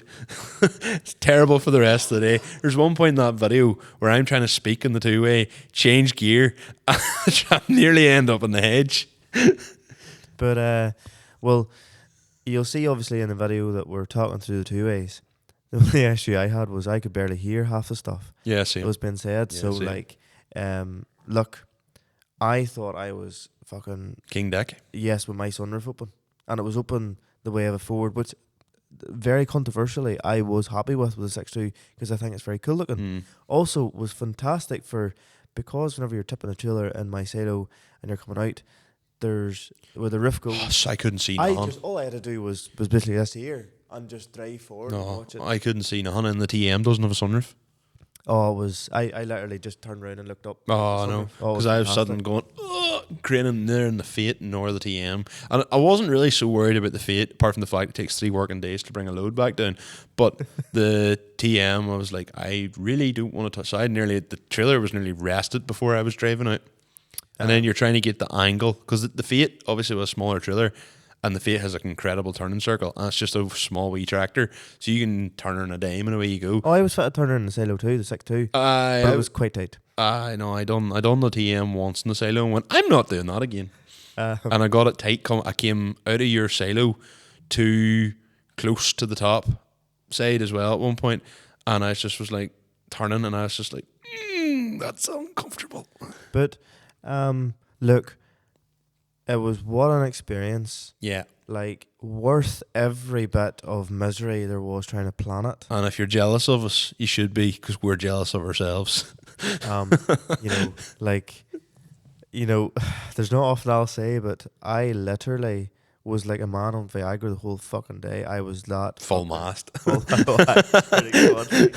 You know, but I'll move on a wee bit. So, Morton, we basically said our goodbyes because he had an hour and a half like to drive home, obviously with the tractor to Aye. the other side of Lauren. Yep. Dwayne then was about to leave off, and I could not say, but like, I am really sorry for saying this, Dwayne, but I have tried all day not to fangirl the fuck out of you. But this is really cool that you're here, to be honest. You were fit to contain yourself even further. And then whenever you had all left, because obviously you had to catch a flight early the next morning. Yeah, so I was like originally going to leave at 9, then I was leaving at 9:30, then I was going to leave at 10, and then I got to 10:30, and I was like, I have to be up at 4 o'clock in the morning, and I have like a conference where I have to entertain customers and all tomorrow, and that is my job. So I needed to have some bit of sleep in me, especially as I hadn't slept the night before. As the story then progressed, you obviously left. So I was in the 6.2, and Jared Yep. was driving the TM. Oh, okay. Yes. That's right, because Conor went home on the JCB, that's right. So them 2 tractors are still going, and then Rory had 2 tractors at this stage going. So the 4 of us were drawn away to It was 11:15, and that block of ground had been finished. The block of ground, it wasn't. If I'd have known you was only going to draw at 11:15, I would have just. Well, this is the other thing then. So we had done that there. Mark McCann, who was good enough obviously to come and buck rake the grass in the evening time, he was like, this JCB is nearly dry a diesel, like, so we'll just have to call it quits. And I was like, no bother at all. So we had jumped out of the JCB for a bit of a yarn with me and the brother, and obviously Jared. And so essentially Jared was like, I know what we need. He went to the car, brought out cider. And then Daniel Johnson hopped on the phone. Well, are you still at it? And I was like, we've literally just stopped, but we're at the silo here, so you can call up around. So next thing, fucking, I thought it was Rory's new 435 coming, but no, it was actually Quinn's cat shovel. Big 921 or something she is. 926M. 926. So she came down on the road anyway and parked up, and Jared obviously was like, you need something too, so he threw him again. Well, we dropped Daniel got a lift home. Yes. Yep. He rode the bike. Aye. Left the cat shovel there behind him. So we ended up drinking to 2 o'clock in the morning. For fuck's sake. Daniel got that, Daniel even was like, you know what, as Michael would say, he went up and started compressing the silage further. So, if Matthew Quinn wonders why he is a bit less diesel than the following morning is because Daniel started to I think he started to buck rake a wee bit for the crack of it, and he rolled the silo. Matthew Quinn not listen to this. I'm not sure, but I think if Matthew Quinn will find out now. Pretty sure he listens. So, and then that was all right. At 2 o'clock in the morning, I was like, no, I need to go to bed because, we still had fucking 80 acres to bring in the following day. So, we'll fast forward to the following day, and it's like, well, like, there's a 6-2, and there's the Hearn, and there's the TM. So, the first thing we did the following day was, right, we'll get the sides back onto the trailers, so there's no damage. Yeah. So, we got the sides back on, and I was like, well, that Hearn will howl a bit more now.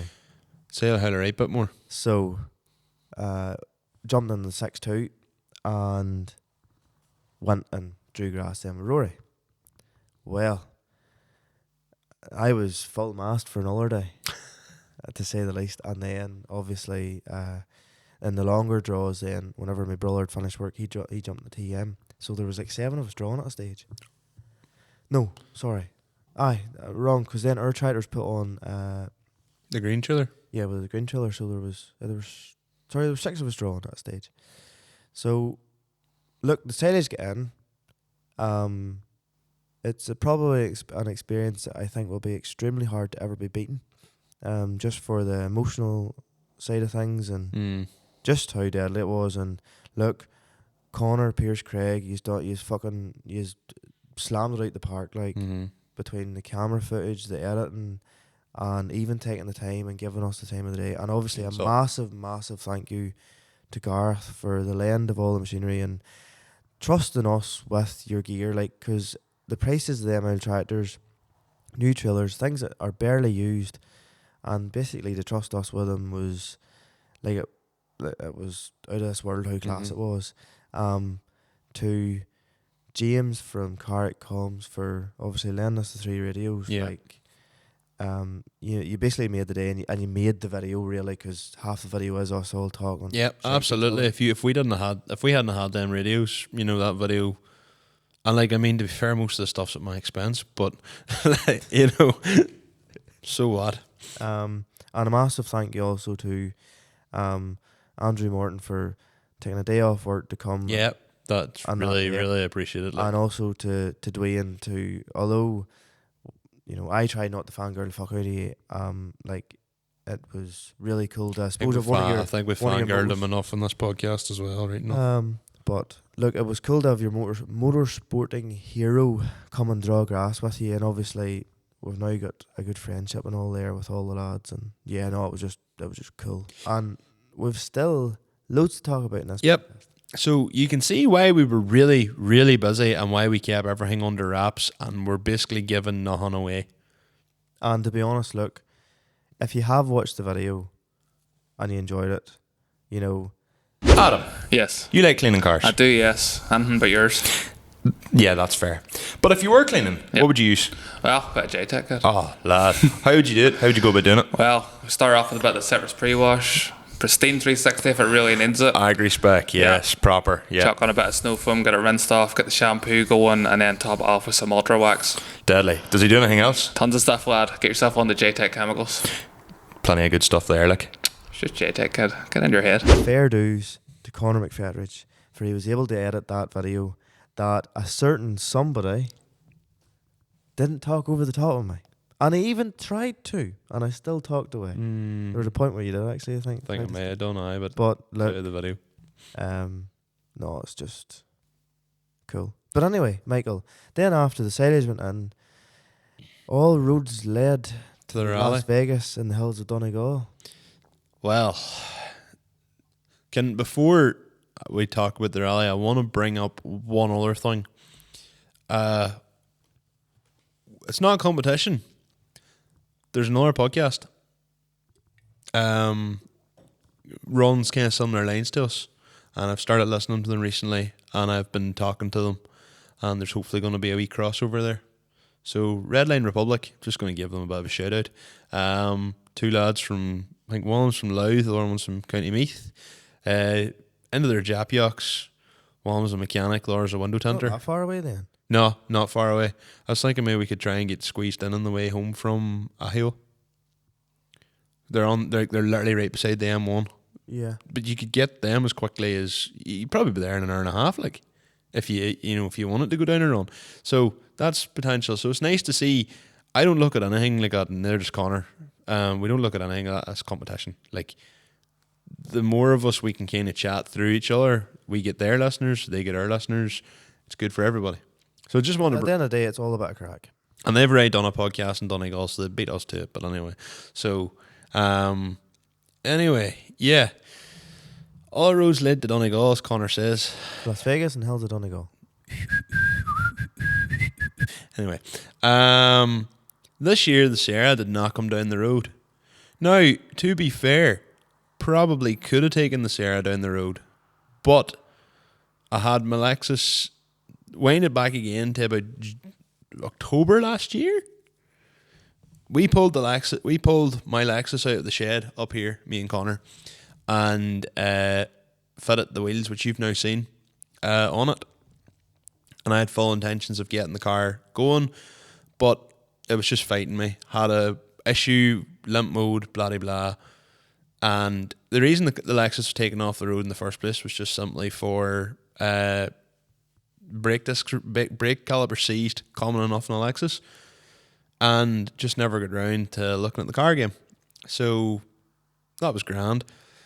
I sent the car on the recommendation of Adam Fletcher, who listens to the podcast. I strapped the Lexus to the car transporter and took it the whole way to Clonmany for Aaron Doherty, or Aaron Jackie as he's known, to look at it. Car needed a wee bit more work than originally anticipated, but the issues, the car basically, limp mode, was running like a bag of shit, spluttering, whatnot. Turned out to be a bad MAF sensor. MAF sensor sorted. Couple of wee bits, got the sills looked at. She is fairly clean underneath now, in fairness. And then I was like, right, bring the car back.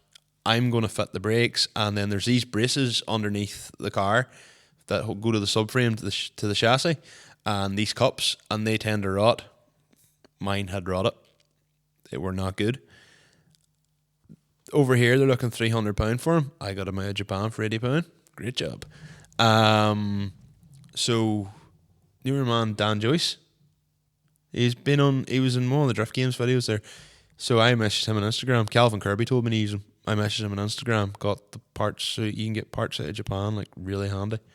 So they don't have the same RRP or MRSP or whatever you call it, margins, I presume, there that they have here. So fair play. So got them banged into the Lexus, got tires for the standard wheels, put them back on, and took it up to MOT, and the engine management light come on. So took her off the battery, sorted, grand job. Car through MOT, engine management light didn't come on the way back down the road. Have to give a shout out to DK Lexus spares and NMC tyres. NMC's fitted me in last second to get the tyres changed over, and as I was coming up the road, I tapped the horn and I was like, shit, my horn's not working. Message D Cook. D, you couldn't help me out here. He was like, yep, I'll be at the yard, what do you need? So landed up. D, me and Darryl were standing there being like, we can't get this to work, these horns aren't working. So he gave Keelan, the other fella, DK, Darryl, Keelan. Keelan then came up, multimeter determined that it was actually the earth on the car, on the horn.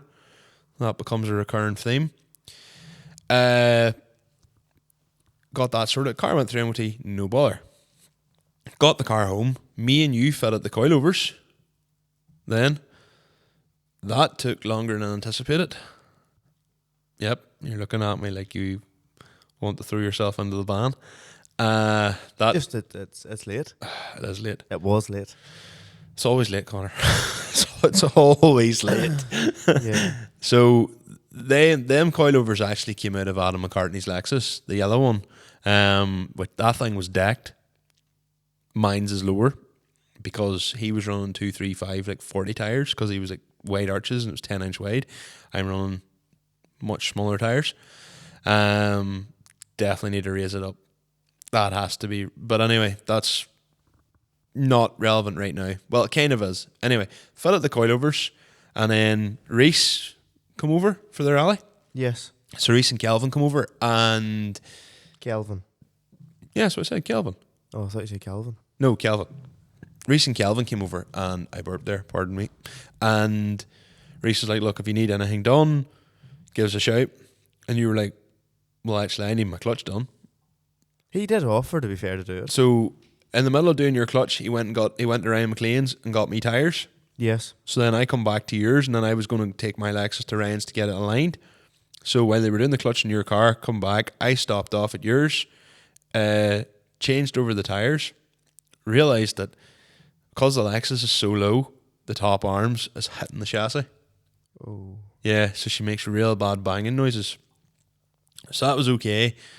Got the tyres on, no rubbing, deadly. Was driving down the Castledawson, like the new line between Toom and Castledawson roundabout, and the car just, and every light came on the dash, and I was like, what the hell? I got pulled in at KFC, and the car had just turned off, cut itself off completely. So I was like, what the fuck? Started the car, pulled in at Castledawson Park and Ride, and was like, what the hell's going on here? Drove again, started up, drove again, got to the other side of Marfelt, done it again in Desert Martin, done it again the other side of Desert Martin, done it again on the road between Desert Martin and Draperstown, done it again coming into Draperstown. And I was like, for fuck's sake, like what's going on here? So me and Ryan McLean, we left the car with the battery off.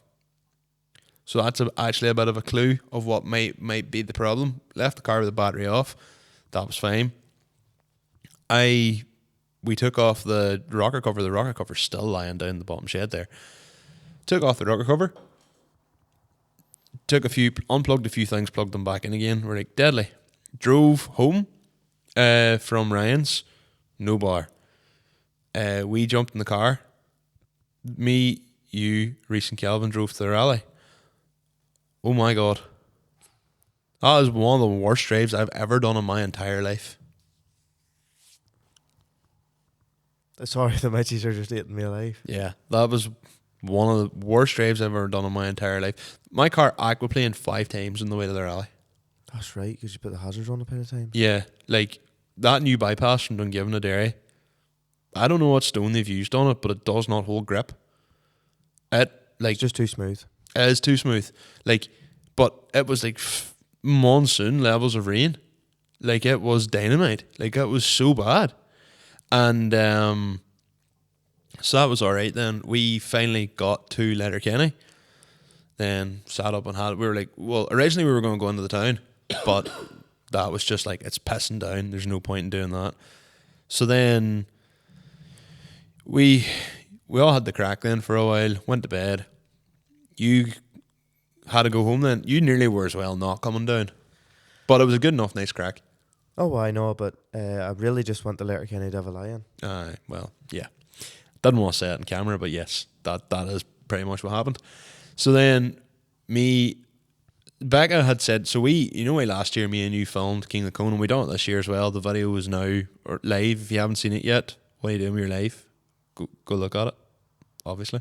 But Becca had said, like, look, for her standing, and I understand this completely, and I'm sure Gemma said the same.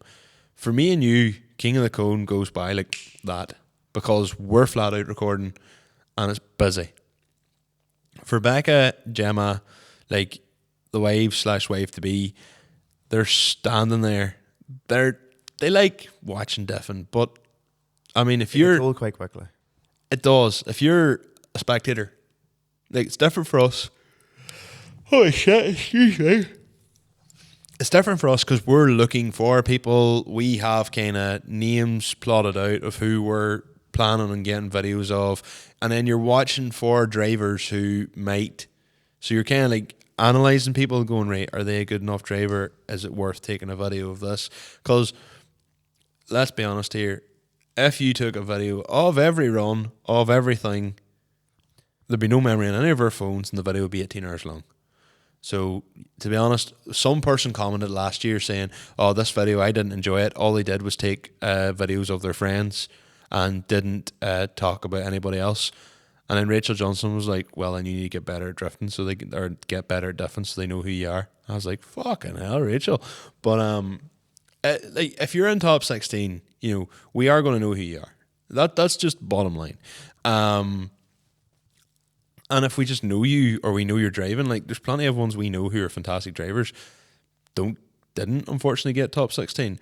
But because we know you're a fantastic driver, we're still going to film you. But if you're in a standard Lexus and we don't have a clue who you are, like one run isn't maybe enough for us to see, but if you come out... It's not even that. It's more like if you're novice at it or you're only getting the grips of it, it would only be natural that we would take a video of you, and if you spin out, we don't want to show you. No, in your I have had to do. I found that the level of driving was another level this year, but I had to do a lot of cutting out. I think maybe just curse of the camera, but I did a lot more cutting out this year than I did last year. But I'm digressing. We'll get on to that in a bit. So anyway, Becca was like, "Don't forget I've taken time off work for me to be here too. It needs to be a bit of a holiday for me as well." And I was like, okay, fair enough. So on the Friday, and we haven't done this in years, on the Friday, we just went into the town. We went to the Circle K, washed the cars. Then across the road from the Circle K, there's this Euro car parks. And we parked in there and took the chairs. And then we went and got... Well, first of all, before we got the chairs, parked up there, watched the traffic coming by, chatted to a few ones, went and got food, come back again, went and left the chairs, walked round to McDonald's and where everybody else was coming round and just sat there and chilled. And like, it was good old crack. The vibes were pretty good. The weather was nice. There was a guy dressed up as Jesus saying honk if you're horny, with a big sign saying honk if you're horny. So like, yeah, standard Donegal. But it was really, really nice to just actually, because Donegal is always so fast paced for us. And it was really, really nice to just take that bit of chill. And like me and Reese just left the two cars parked there, and then we went, like, we were like, do you know what? We've had enough. We'll go back to the house. And meantime, I had been home on the Friday for my brother-in-law. His 50th birthday was on the Friday evening. yeah, so you couldn't really miss that. Like, So basically, I've been home and then done the farm and the redding up, and then we went to that. So I didn't see any of the Friday at all. no. But the Friday was really good crack, and it was nice. And to be honest, I'd be an advocate for doing that again. As much as it is good to get footage from King of the Cone, like, it is 2 long days, and whilst if it was me and you down doing it, no bother, 100% could do it easily. But when you have the misses and all with you, you have to be considerate of them too. So Oh, if you're wondering why we didn't go to King of the Cone on the Friday, that's your answer. That's why. And missed some deadly stuff, in fairness, but And to be honest, probably why I would have said it wouldn't have been maybe my favourite Donegal is because, like, well, I missed out on the Friday, if you know what I mean. yeah. I The actually shell part of the Friday, obviously. I actually thought this year was a really, really good Donegal. Saturday then, of course, the madness of King of the Cone. We went down right and early and to try and get a jump on getting some filming. I'm glad we did because I had already the first batch of cars all filmed by the time you'd come in. Yeah. So the way it worked this year and the way we done the filming for Donegal this year is people all like kind of cringe, including me and Conor actually, about the interviews. But see, when you watch the videos, where do you get the most interaction? Interviews. That's where everybody Snapchats pictures of each other. That's where people put it up in their story saying looking well. That is the best form of promotion. And I do genuinely think that there might be one or two people out there who would actually be like, do you know what, I'd love to get in a top 16 video done by the likes of ourselves.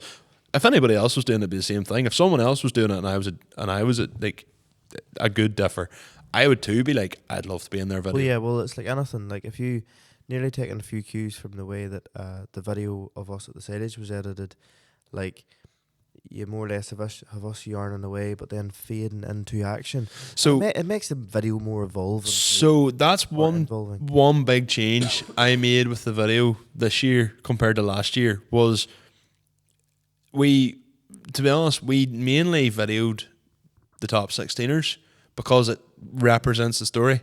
So, and like you saw like some deadly interviews, like Oisin Rice's interview was absolutely incredible. Like, he's so funny. Man was built for the camera. Like Even ones that didn't make it into the top 16, like Jamie Barr, Hayden Maher, Ethan Lowry, Keelan McCrossan. no, not even that there, but like Oisin O'Hagan there, or Yeah, of or course, even- Oisin. or even like Dion. Well, there. Oisin's a great speaker. You know, getting insight to ones that, you know, a first timer, and also, you know, someone there that has had no luck all weekend and having loads of mechanical issues, Can and relate. obviously seeing their side too. You know, Yeah, well, that's absolutely true. But they took the idea to make the video more of a story. So me and you had both kind of pre-agreed that after a while, once the top 16 was picked, we would go and start interviewing the top 16ers, which meant that me and you missed quite a bit of action actually. And we seen Adam took some videos and Reese took some videos, and you'll see that we call it Adam's ADHD corner because it was just like 5-second clip after 5-second clip after 5-second clip. But it was like some real cool stuff came in. Stuff that probably, if it had come in on the Friday as well, might have maybe got picked. Who knows? The talent was definitely there this year. And just as time's gone on, I think one thing as well this year is we kind of went back to a bit more of a fly in the wall. So obviously the first year we did the film and we were so glad to be there, and having people different around you was absolutely insane. So then last year, not you, but I took it a bit too far. Like, I was standing out in the middle and people were hooping around me and stuff. And like, whilst that's grand, like, it does obviously make time a bit longer. So I was thinking this is going to make a deadly foot video, but Aiden's like, fucking get off the track, Michael. Jesus Christ. So went back to a more fly in the wall style this year. So at no point really did me or you stand out. You know, if we were on track, we were kind of with everybody else. So if we were being diffed around, it was diffed around as a group, not as them diffing around you or making a point of like standing around you. So yeah, it was nice, and I want to try and get the girls involved this year because Caitlin obviously guest from last year. Caitlin's podcast was last year fantastic. is dynamite. She is so funny, but like even that opened us up now to getting the likes of, you know, we interviewed Dana Murray as well. We interviewed Kirsten Lernahan, interviewed Caitlin. If I had more time, we'd have probably have got Yvonne McHugh as well. Imogen Mason was there, but she wasn't actually driving this year. And like next year, for instance, there's Megan Holland. I'll be pulling Megan Holland for a video next year, and even Ellen Ritchie, because there's Ryan McLean as well, her boyfriend who drives the Turbo Lexus that was top 16. Like, I've been chatting away to him since, but I wouldn't have known him at all at the start. But now next year, if it comes up, you'll be trying to sneak in an interview with someone like him as well. Of course. So as time goes on, you kind of like learn all these new people. But yeah, we kind of wanted to build up a story. So instead of just randomly interviewing, putting interviews in throughout the video, basically it was like if someone was doing their top 16 run and that was the one they got knocked out, we'd put the video of them on. Of course. I think it worked out quite well, actually. Tired, Conor? Yes. Not gonna lie. Getting a wee bit tired myself, like. But this year, King of the Cone, it's definitely at the stage where you can spot someone who hasn't really ever done much different. And I would be very much at the point of saying now, as if you haven't done any real different, King of the Cone is not the place for you. I know maybe maybe that's a controversial take, but it's now a level where people are driving harder, people are driving madder, people are driving faster cars, chasers and stuff and all coming in now, and people are driving better. Like, look at the run. You'd see a run and there's 4 lads following each other around the track. Like, one of the runs that comes out in my head is Jamie Barr, Oisin Duffy and Ronan McGinley following each other around. Like, I suppose you're saying there, like, it wouldn't be the place for you. I wouldn't really say that, because if it's really the only legal outlet or legal way to do it, then you can't take that away from anyone. No, but more so, I would have said that if you are sort of new to it, in an ideal world, you would hope to be, if you're with a group of the lads and you are fair to try and nearly be in together. Aye, go out with your friends. Because at the end of the day, like, don't get me wrong, obviously you have the more experienced drivers that'll come in, that'll obviously probably try to group together as well, but they'll be expecting the likes of, if they are in with somebody that maybe isn't as attuned as what they would be. You take the likes of Danny Toland, Lee Harkin, Shay Lahern, any of them ones, Larkin McCaffrey, whoever, I could name drop about 20 of them. You imagine at any point, like, you're sitting trying to go around a cone and the next thing, one of them comes in, goes round with you, and the next thing is going the opposite way and basically hooping round you. Like, for me, that would be intimidating enough. And they're not doing it to intimidate. They're out to make a line, and they're out to just show off, and they're so comfortable with being able to get up close and personal with each other. Like, the way you see some people navigating around each other, and it's like, that should be in a crash, but it's just not going to be, because they're so comfortable. They're just poetry in motion. Because they're just good drivers. And if you're out and end up in a crowd with them ones, you might think then that you're being bullied or they're merciless. That's just how they drive. And if you were standing on the sidelines, you would probably see as well, actually, you're kind of in the way. But if you've never done any of that, of course you're going to be in the way, because it wouldn't matter where you were on the track at any time, you'd be in the way, because you're not part of the fluid, you're not part of the motion. Well, like, I know there's maybe, it's not, I would be in the way. it's not really that it's like jokes should be made out of it, but there was silly comments, but there were factual comments. Like, you had Dylan Wilson there, that was the week before was a wild card into Drift Masters from Yep. Red Bull Drift Pursuit. Yep. And he was there in his Lexus IS200. Yes, he made it to the top 16, but They made it to the final. But, like, you have obviously, And still the won't take level an of interview, Dylan. professional. You've obviously a professional drifter. Pardon me with a bloody midges.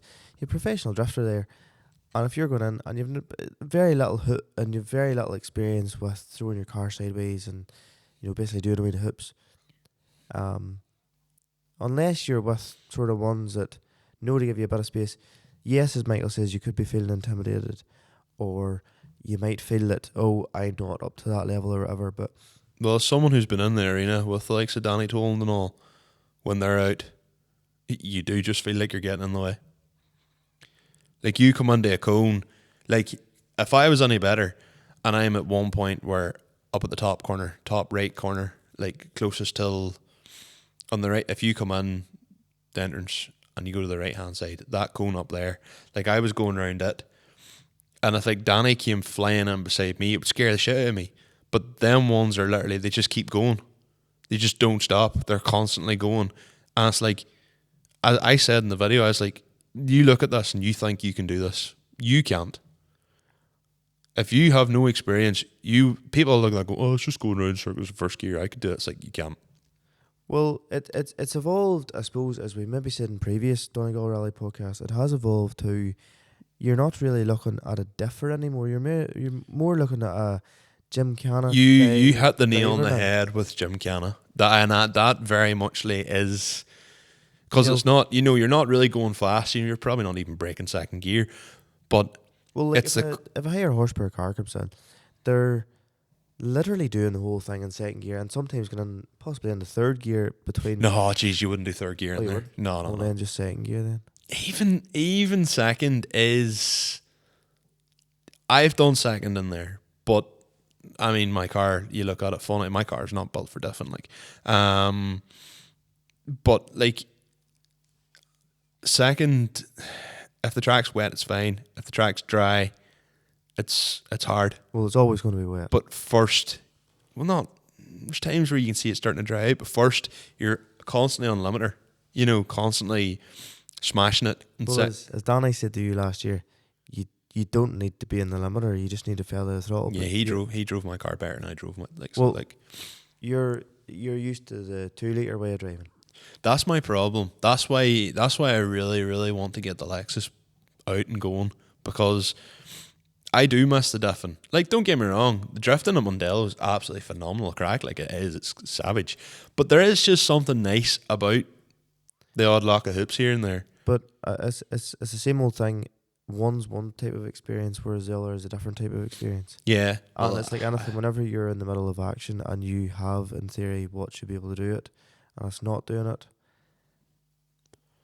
FOMO and everything sets in, really. Well, last year was a bit annoying because my car kept overheating, and that was due to shitty oil, Well, just which is a learning curve. like, obviously the top 16 we were nothing to do with in regards to picking it. But would you say Donegal 25 to 26 at King of the Cone was the driving? Essentially, would you say the driving was better the year? I think for the last 3 years, the driving in the top 16 has been hyper competitive. I mean, as in, even in regards to the level of drivers that are trying to get into the top 16. Oh, there was 30 drivers that could have been in that top 16. There's people I was looking at throughout the day going, they've definitely got a space, and they didn't. One or two of them, I kind of was like, there's no way they're not getting, and didn't get in. Would you say also that with Danny doing his wee bit of madness here and there has kind of incited others to want to be that guy? Absolutely. Um, Oisin Rice was doing reverse keybang burnouts against the wall. like, to be honest with you, I think I maybe said it in the video, but it's got to be a stage now where if you are watching our video or you are having a wee beverage, you nearly could have a drinking game out of it with the burnout.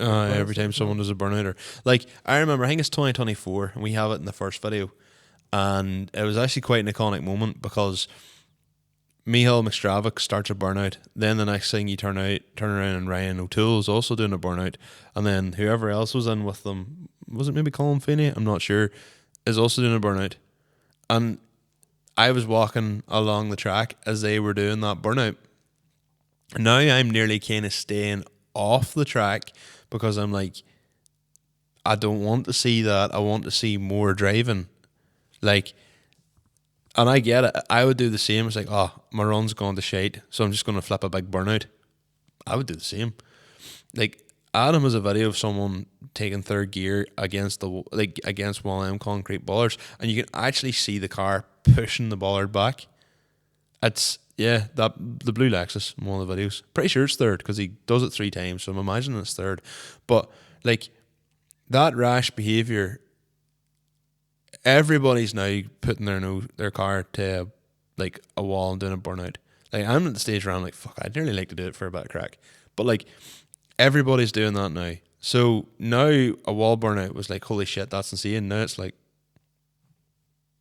you know, there's no shock factor. Danny done the reverse wall burnout, and then Oisin Rice done it too. And it's like, that's so hard. That's just literally going to destroy your crown wheel and pinion. Danny did the reverse burnout and then gave that little of a fuck whenever the tires burnt off. He just Kept going on the rims, yeah. Like if you didn't look, Danny Toland is a phenomenal driver anyway, and I know people go, oh, he can do this and he can do that, right? Danny Toland makes the top 16. Not just him individually, but Danny Toland and how he is as a human being and his attitude and the fact that he's such a likeable creator and the fact he's so mental. I genuinely do believe if Danny was there and didn't get it, people would be like, that's disappointing. I wish Danny had a got a place. And there will be people who will be jealous and critique that and be like, oh, that's not right, that he doesn't deserve whatever. Fuck up. To be honest, God rest him, but it's the same. It was the same thing in 2024 when Dylan Cummins came in with a blue chaser, and like he basically drove the chaser with as little of a fuck as what some people give a silver S200 with a welded diff on it. Yeah, but he could steer. He could came steer. in anyway, and he basically done a run that sort of gave that bit of a wow factor, and then was selected. 2023 he had the blue one. 2024 he had the red one. Because at King of the Rings and Granard he had the red one. He had the... Oh, so 2023? He had the blue one in 2023. SXZ, I think, was the reg of the blue one, and then GPE was the reg of the red one. So, apologies. 2023 he had the blue one.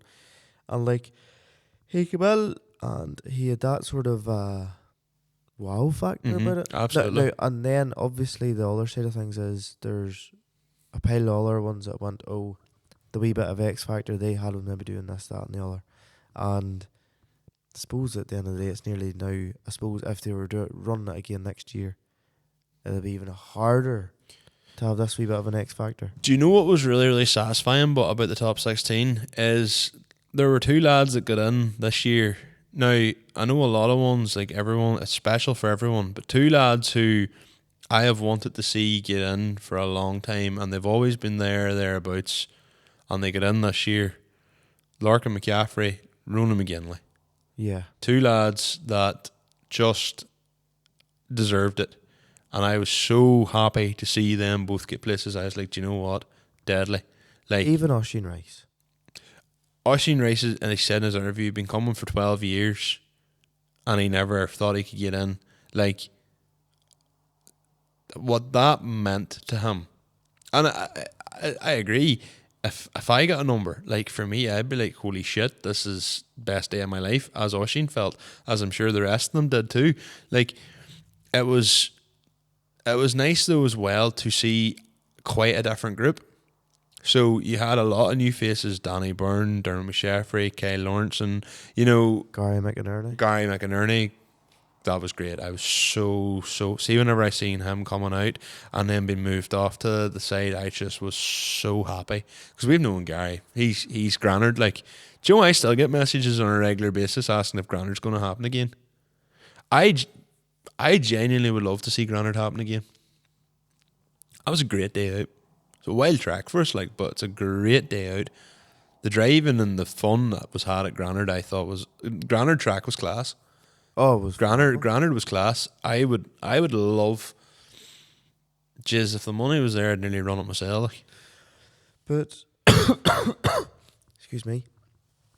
But as the Queen of the Cone and then top 16 sort of transpired, Queen of the Cone, we had last year's final very early on. Mm-hmm. And Jesus Christ, my heart was in my mouth. Went there one more time. It could have went there one more time twice. Dana shouts out in the video, I don't have a third one in me, lads. Oh, really? Yeah. She goes, I don't have a third one in me, lads. It's so funny. Like, Caitlin won, I mean, literally by a wheel. Like, it was tight. And to be fair, the pair of them both drove so well in that top 16. And like now there was a couple of newer girls to it. Ellen Ritchie and Megan Holland would be the new ones. So like if ones are watching the video, they maybe see like going round the wrong cone or whatever to begin with. But like, if you're doing the likes of them sort of maneuvers in a car and there's 5,000 people watching you, like if we That's are saying terrifying. there's 12 people watching us basically do an interview for Grassmen, you can imagine what it feels like for them to try and do their thing Hey, with 5,000 people locked. it's daunting enough when you actually, and I make a point of not doing it.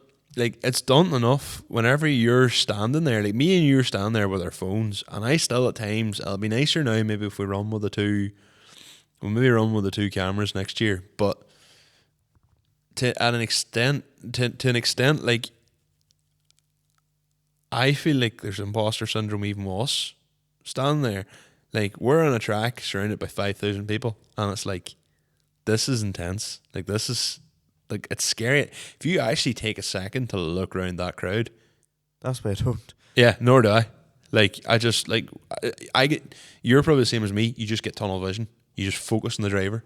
Yeah, but top 16, to be fair, for the men. So Caitlin got Queen of the Cone again. Yeah. Congratulations. Fair dues to her. Savage driving, as always. She's a great pilot. Then top 16 transpired. Like, it was the first time I've ever seen top 16 with no Conor McAleer. Yeah. Yeah. No twin. No cam, twin cam at all. No E36. No E36. A petrol E46. Gary. A turbo Lexus. Yep. And well, there was obviously a chaser in there too, but like, John knows something. Whenever you actually watched it, seeing the likes of Dylan and then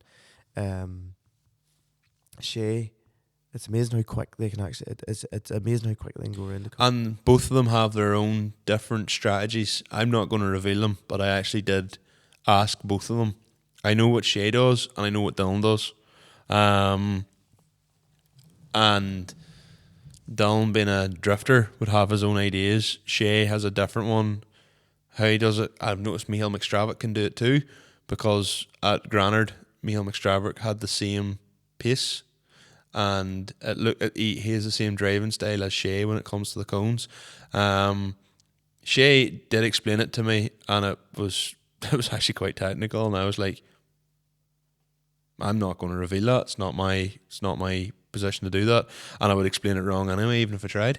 Yeah. But then, like, there's more that you think to it. Like, you kind of being stylish does you no favors. Like, you nearly need to be tight and technical, and like, throughout all of that, like, you know, you can see, but like, then Oisin Duffy's quite a stylish driver, and he got to the top 4, and that Alteza sounds unbelievable. Yes, don't get me wrong, but it's also, it nearly is around nice, tight and technical, and nearly drive to the next zone. You nearly need to be. You can't come out wide. You lose so much time if you do this big wide flick. You're flick with a handbrake and nice and tight to the second cone, and then nearly do nearly like a rolling burnout as straight as you can to the finish line for the speed. Yeah. Interestingly enough, every single one of them heated the tires before they started their runs. That's just, has to get the grip on. And Gary McInerney said a couple of things as well to me. He's like, I forgot to do this, I forgot to do that, and all in the heat in the moment. And I was like, right. So even them lads are thinking about tips and tricks, like stuff like tire pressures and tire pressures. Not there yet. Yep, seen that too. That just shows you the level of what these boys are. They all want to be king of the corner. But like, you think about how many of them runs were close. Like, you know, remember back in the day, but the way they've changed the arrangement, and it is better now, it's a much better spectator sport. It used to be how close can you get to the cone, and that meant that, and that was fine in the original days when nobody was really running hydros, and everybody was, it was more like, I would say it was a different style of diffing. Archie, God rest him, was a big believer in the old school style. Archie was like, I'll never have a hydro. He and he was very much like that whole coming up and being tight on the cone. And that was the way the old school King of the Cone was. Is like you remember they drew the circle around the cone, Okay. and you had to be inside that. And I mean, it was literally that much of a gap. So red flags were happening all the time, but it meant you had to come in. Anybody that come in with a hydro nearly was spinning past the cone.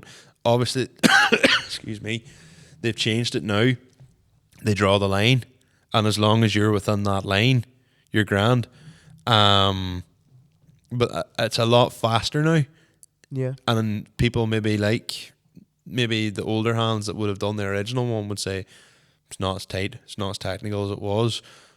But it's definitely, I think, evolved to become a better spectator sport. When you see two of them coming in and it's a full-on hydro launch, you know, that's exciting.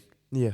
As opposed to coming up nearly a dead stop and then going around and the top 16 was over in 35 seconds because everybody was getting red flagged. Like, sure, Dwayne McKeever, top 16 in 2017? Or was it 2019? 2017, I think. And, like, Drifter. And he wasn't even able to do the cones properly because it was just so unforgiving.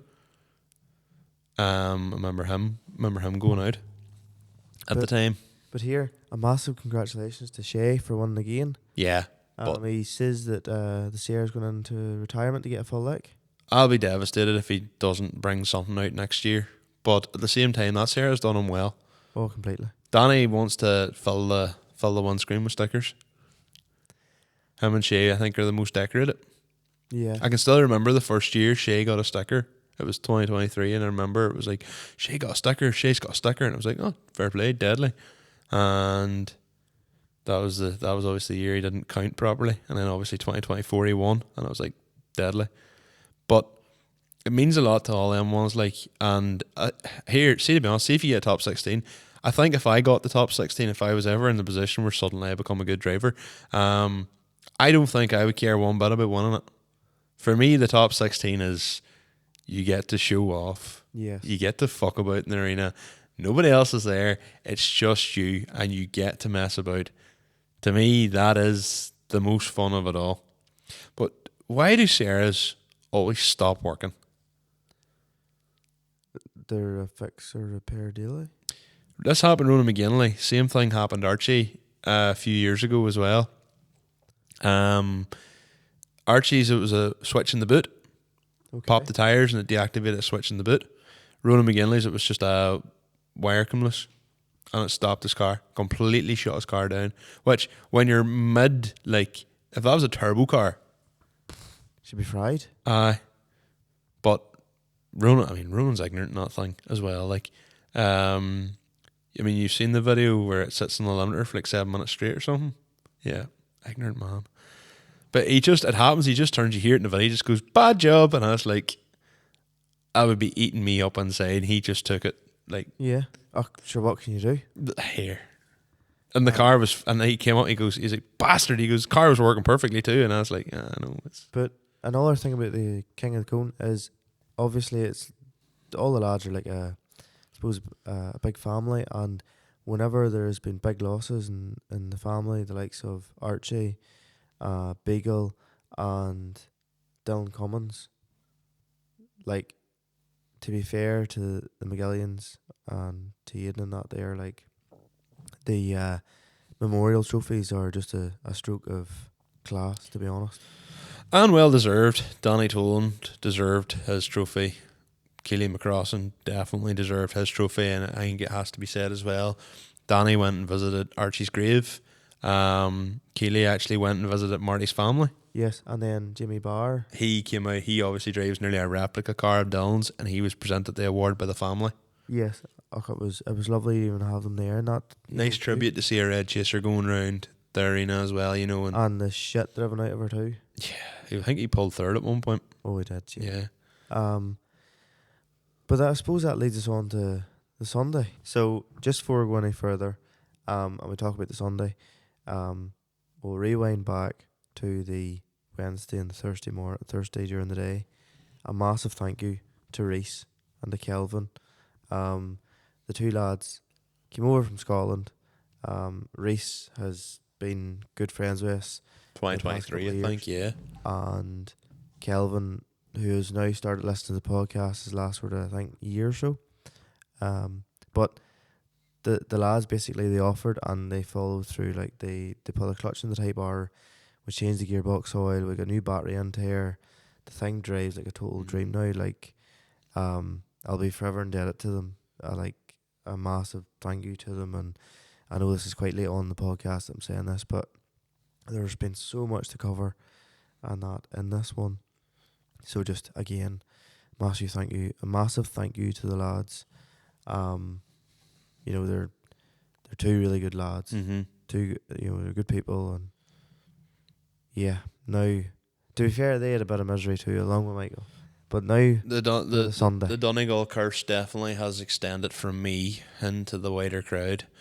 So of course, can't have a year where I go to Donegal and a car doesn't give hassle. That actually started on the Saturday night. We went and got pizza, Pat's Pizza or something like that. There, it's called really good fucking pizza. Good fucking pizza, mate. We had. Car was running perfectly, no issues. Went to drive out of the place and the car wouldn't start. I was like, same problem. Got to Mountaintop, the filling station. I was like, oh yeah, lights are back on. Took the earth lead off the car. Waited a couple of minutes, put it back on. Car was driving fine. Coming back up to where we were staying, had a bump in the road. Bang, car just stopped working and just wouldn't start for love nor money. Then we thought it was the igniter, so we finally did get it going. I now think that just happened to be a stroke of luck rather than. So got it back to the house. That was fine. Didn't drive it at all on the Sunday, and then that's where we. So basically, every Sunday of the rally, every year, we always go for a drive. We've done Knockalla in the past. This year, I had the idea, let's do Glenveigh National Park instead. That's a deadly run too. So we done that Glenveigh National Park out to Gweedore, and then you come back round by Dunfanaghy, Creeslaw, and back into Letterkenny that way, and Kilmacrennan. It's a really good road, and to be honest, some really, really nice roads where there's nobody about and some really nice corners. So I think maybe go and look at those next year because we're staying out that direction again. So maybe that's something to look at. Yep. I think it'd be quite cool. Japan and Donegal and all that. Anyway, coming on the way back, Reese's car started making a really odd noise. Now, it had been making a bit of a noise anyway, but by the time we stopped in for food, and I was like, just drive, take your foot off put her in neutral there, and the noise it was making, whether you revved it or whether it was an idle, it was still making a noise, and I was like, right, that's fucking engine related, right? That's not like brakes, or it's not like a brake caliper or anything. Yeah. We literally opened the engine, we opened the bonnet up, and you could hear the rattle, look straight down, and it turned out to be one of the tensioner pulleys Yep. for the alternator belt was basically moving quite a bit. We went in for food. We're like, right, we'll basically try and feather the car back to where we were staying at. We got the length, more or less, of Just the before top of the hill before aye. you went down and to the GO station in the right hand side. And I just happened to see this thing go underneath the car, and it happened to be Pulley delete. pulley delete. So got up into the GO station. Originally thought the belt was gone too. I went back, looked for the belt. Don't advise it in that road again. No, it's a dangerous road. So anyway, a wee incident nearly happened, and came back anyway. Turned out that the alternator belt, like by pure chance, Wrapped itself around the viscous fan. Yep. So it was near enough 100%. So then Michael on the Snapchat, who was it ended up? Big shout out to Johnny Crawford. So it was actually Neil Gibbs got onto me. He gave Johnny Crawford a shout. Johnny Crawford got us a pulley, and at this stage we didn't know there's two types of tensioners, because Johnny had said to me after, he goes, if I'd have known, I'd have just given you the full tensioner. He didn't know that either. There's two different types of tensioners for an E36, and one car could have won And like you could have two identical 323s side by side. Like Reese's is a 323. Now it's got cams and stuff. It's a sharp car. It could have be identical, and the only difference would be the tensioner pulleys or the tensioners. One's a hydraulic, one's mechanical. I don't know which one Reese's is, but basically the pulley then that was given to us by Johnny didn't fit Reese's car. So then they end up, who do you call? Not Ghostbusters, but Joe Rogers. Yes. So Joe had actually, because spoiler alert, my car had issues too, and Joe had said, look, I can get you sorted. And I was like, look, we'll see what the crack is. I'll get Joe to get Reese a lift home. So that was alright. I then was like, right, fuck it, we'll bait on out the road, see how far I can get home in the Lexus. And you got as far as Derry. I got as far as Derry and hit a bump just coming up to the Skeg, roundabout at Skeg, and that was her. All she wrote. Who was it took you home? Dara Carlin. So Dara Carlin then took me home. So in fairness, Dara done a right lock of jiggery hookery to get that. Like my Lexus is low. Like my Lexus. How did you get it on? He had a tilt bed, Laurie, but it was literally do a wee bit, this, that, this, that, this, that. It was impressive. And sure, as soon as we got home here, I started the car and was able to drive it. Like, so I think it's an earth problem. Now, based on the fact that the horns was an earth problem, that seems likely. Yeah. Or something corroded in that car. But I can't, I just simply, I don't have the time to sit and look at it. So I'm going to raise the car up and send it down to Killian and let him sort it out. There is a lot more planned for the Lexus. I have bought quite a lot of goodies in the last week for the Lexus. Okay. So that is my next plan. So there's been a gearbox adapter, a clutch, a gearbox mount, a gearbox, and a prop shaft purchased. So yeah, there's the 300's getting manual converted. So, and then I have a lot of the other bits there up in the shed too. So basically everything, the only thing I need to convert it now is a gear shifter. Okay. I'm going to use the same BMW style one, the same one that's in the Sierra. So yeah, I didn't make it home from Donegal for a third year in a row. And sure, 2023, the car didn't make it to Donegal at all because the turbo shit itself the day beforehand.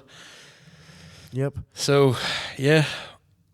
As much as we love talking on the microphones, folks, I think you're falling asleep here. I'm fucked. I'm not doing too well myself here. But I was going to say, if you wonder why you've been quiet, it's because we haven't been quiet.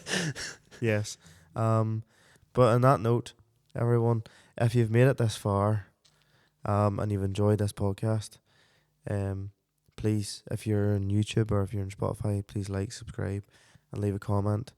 We're gonna go back to the old ways and get thing, and there's other plans as well. Yeah, and we'll as talk, they evolve, we'll talk. We'll address that in due course as well. You can follow the podcast at Limit Slip Differences Everything.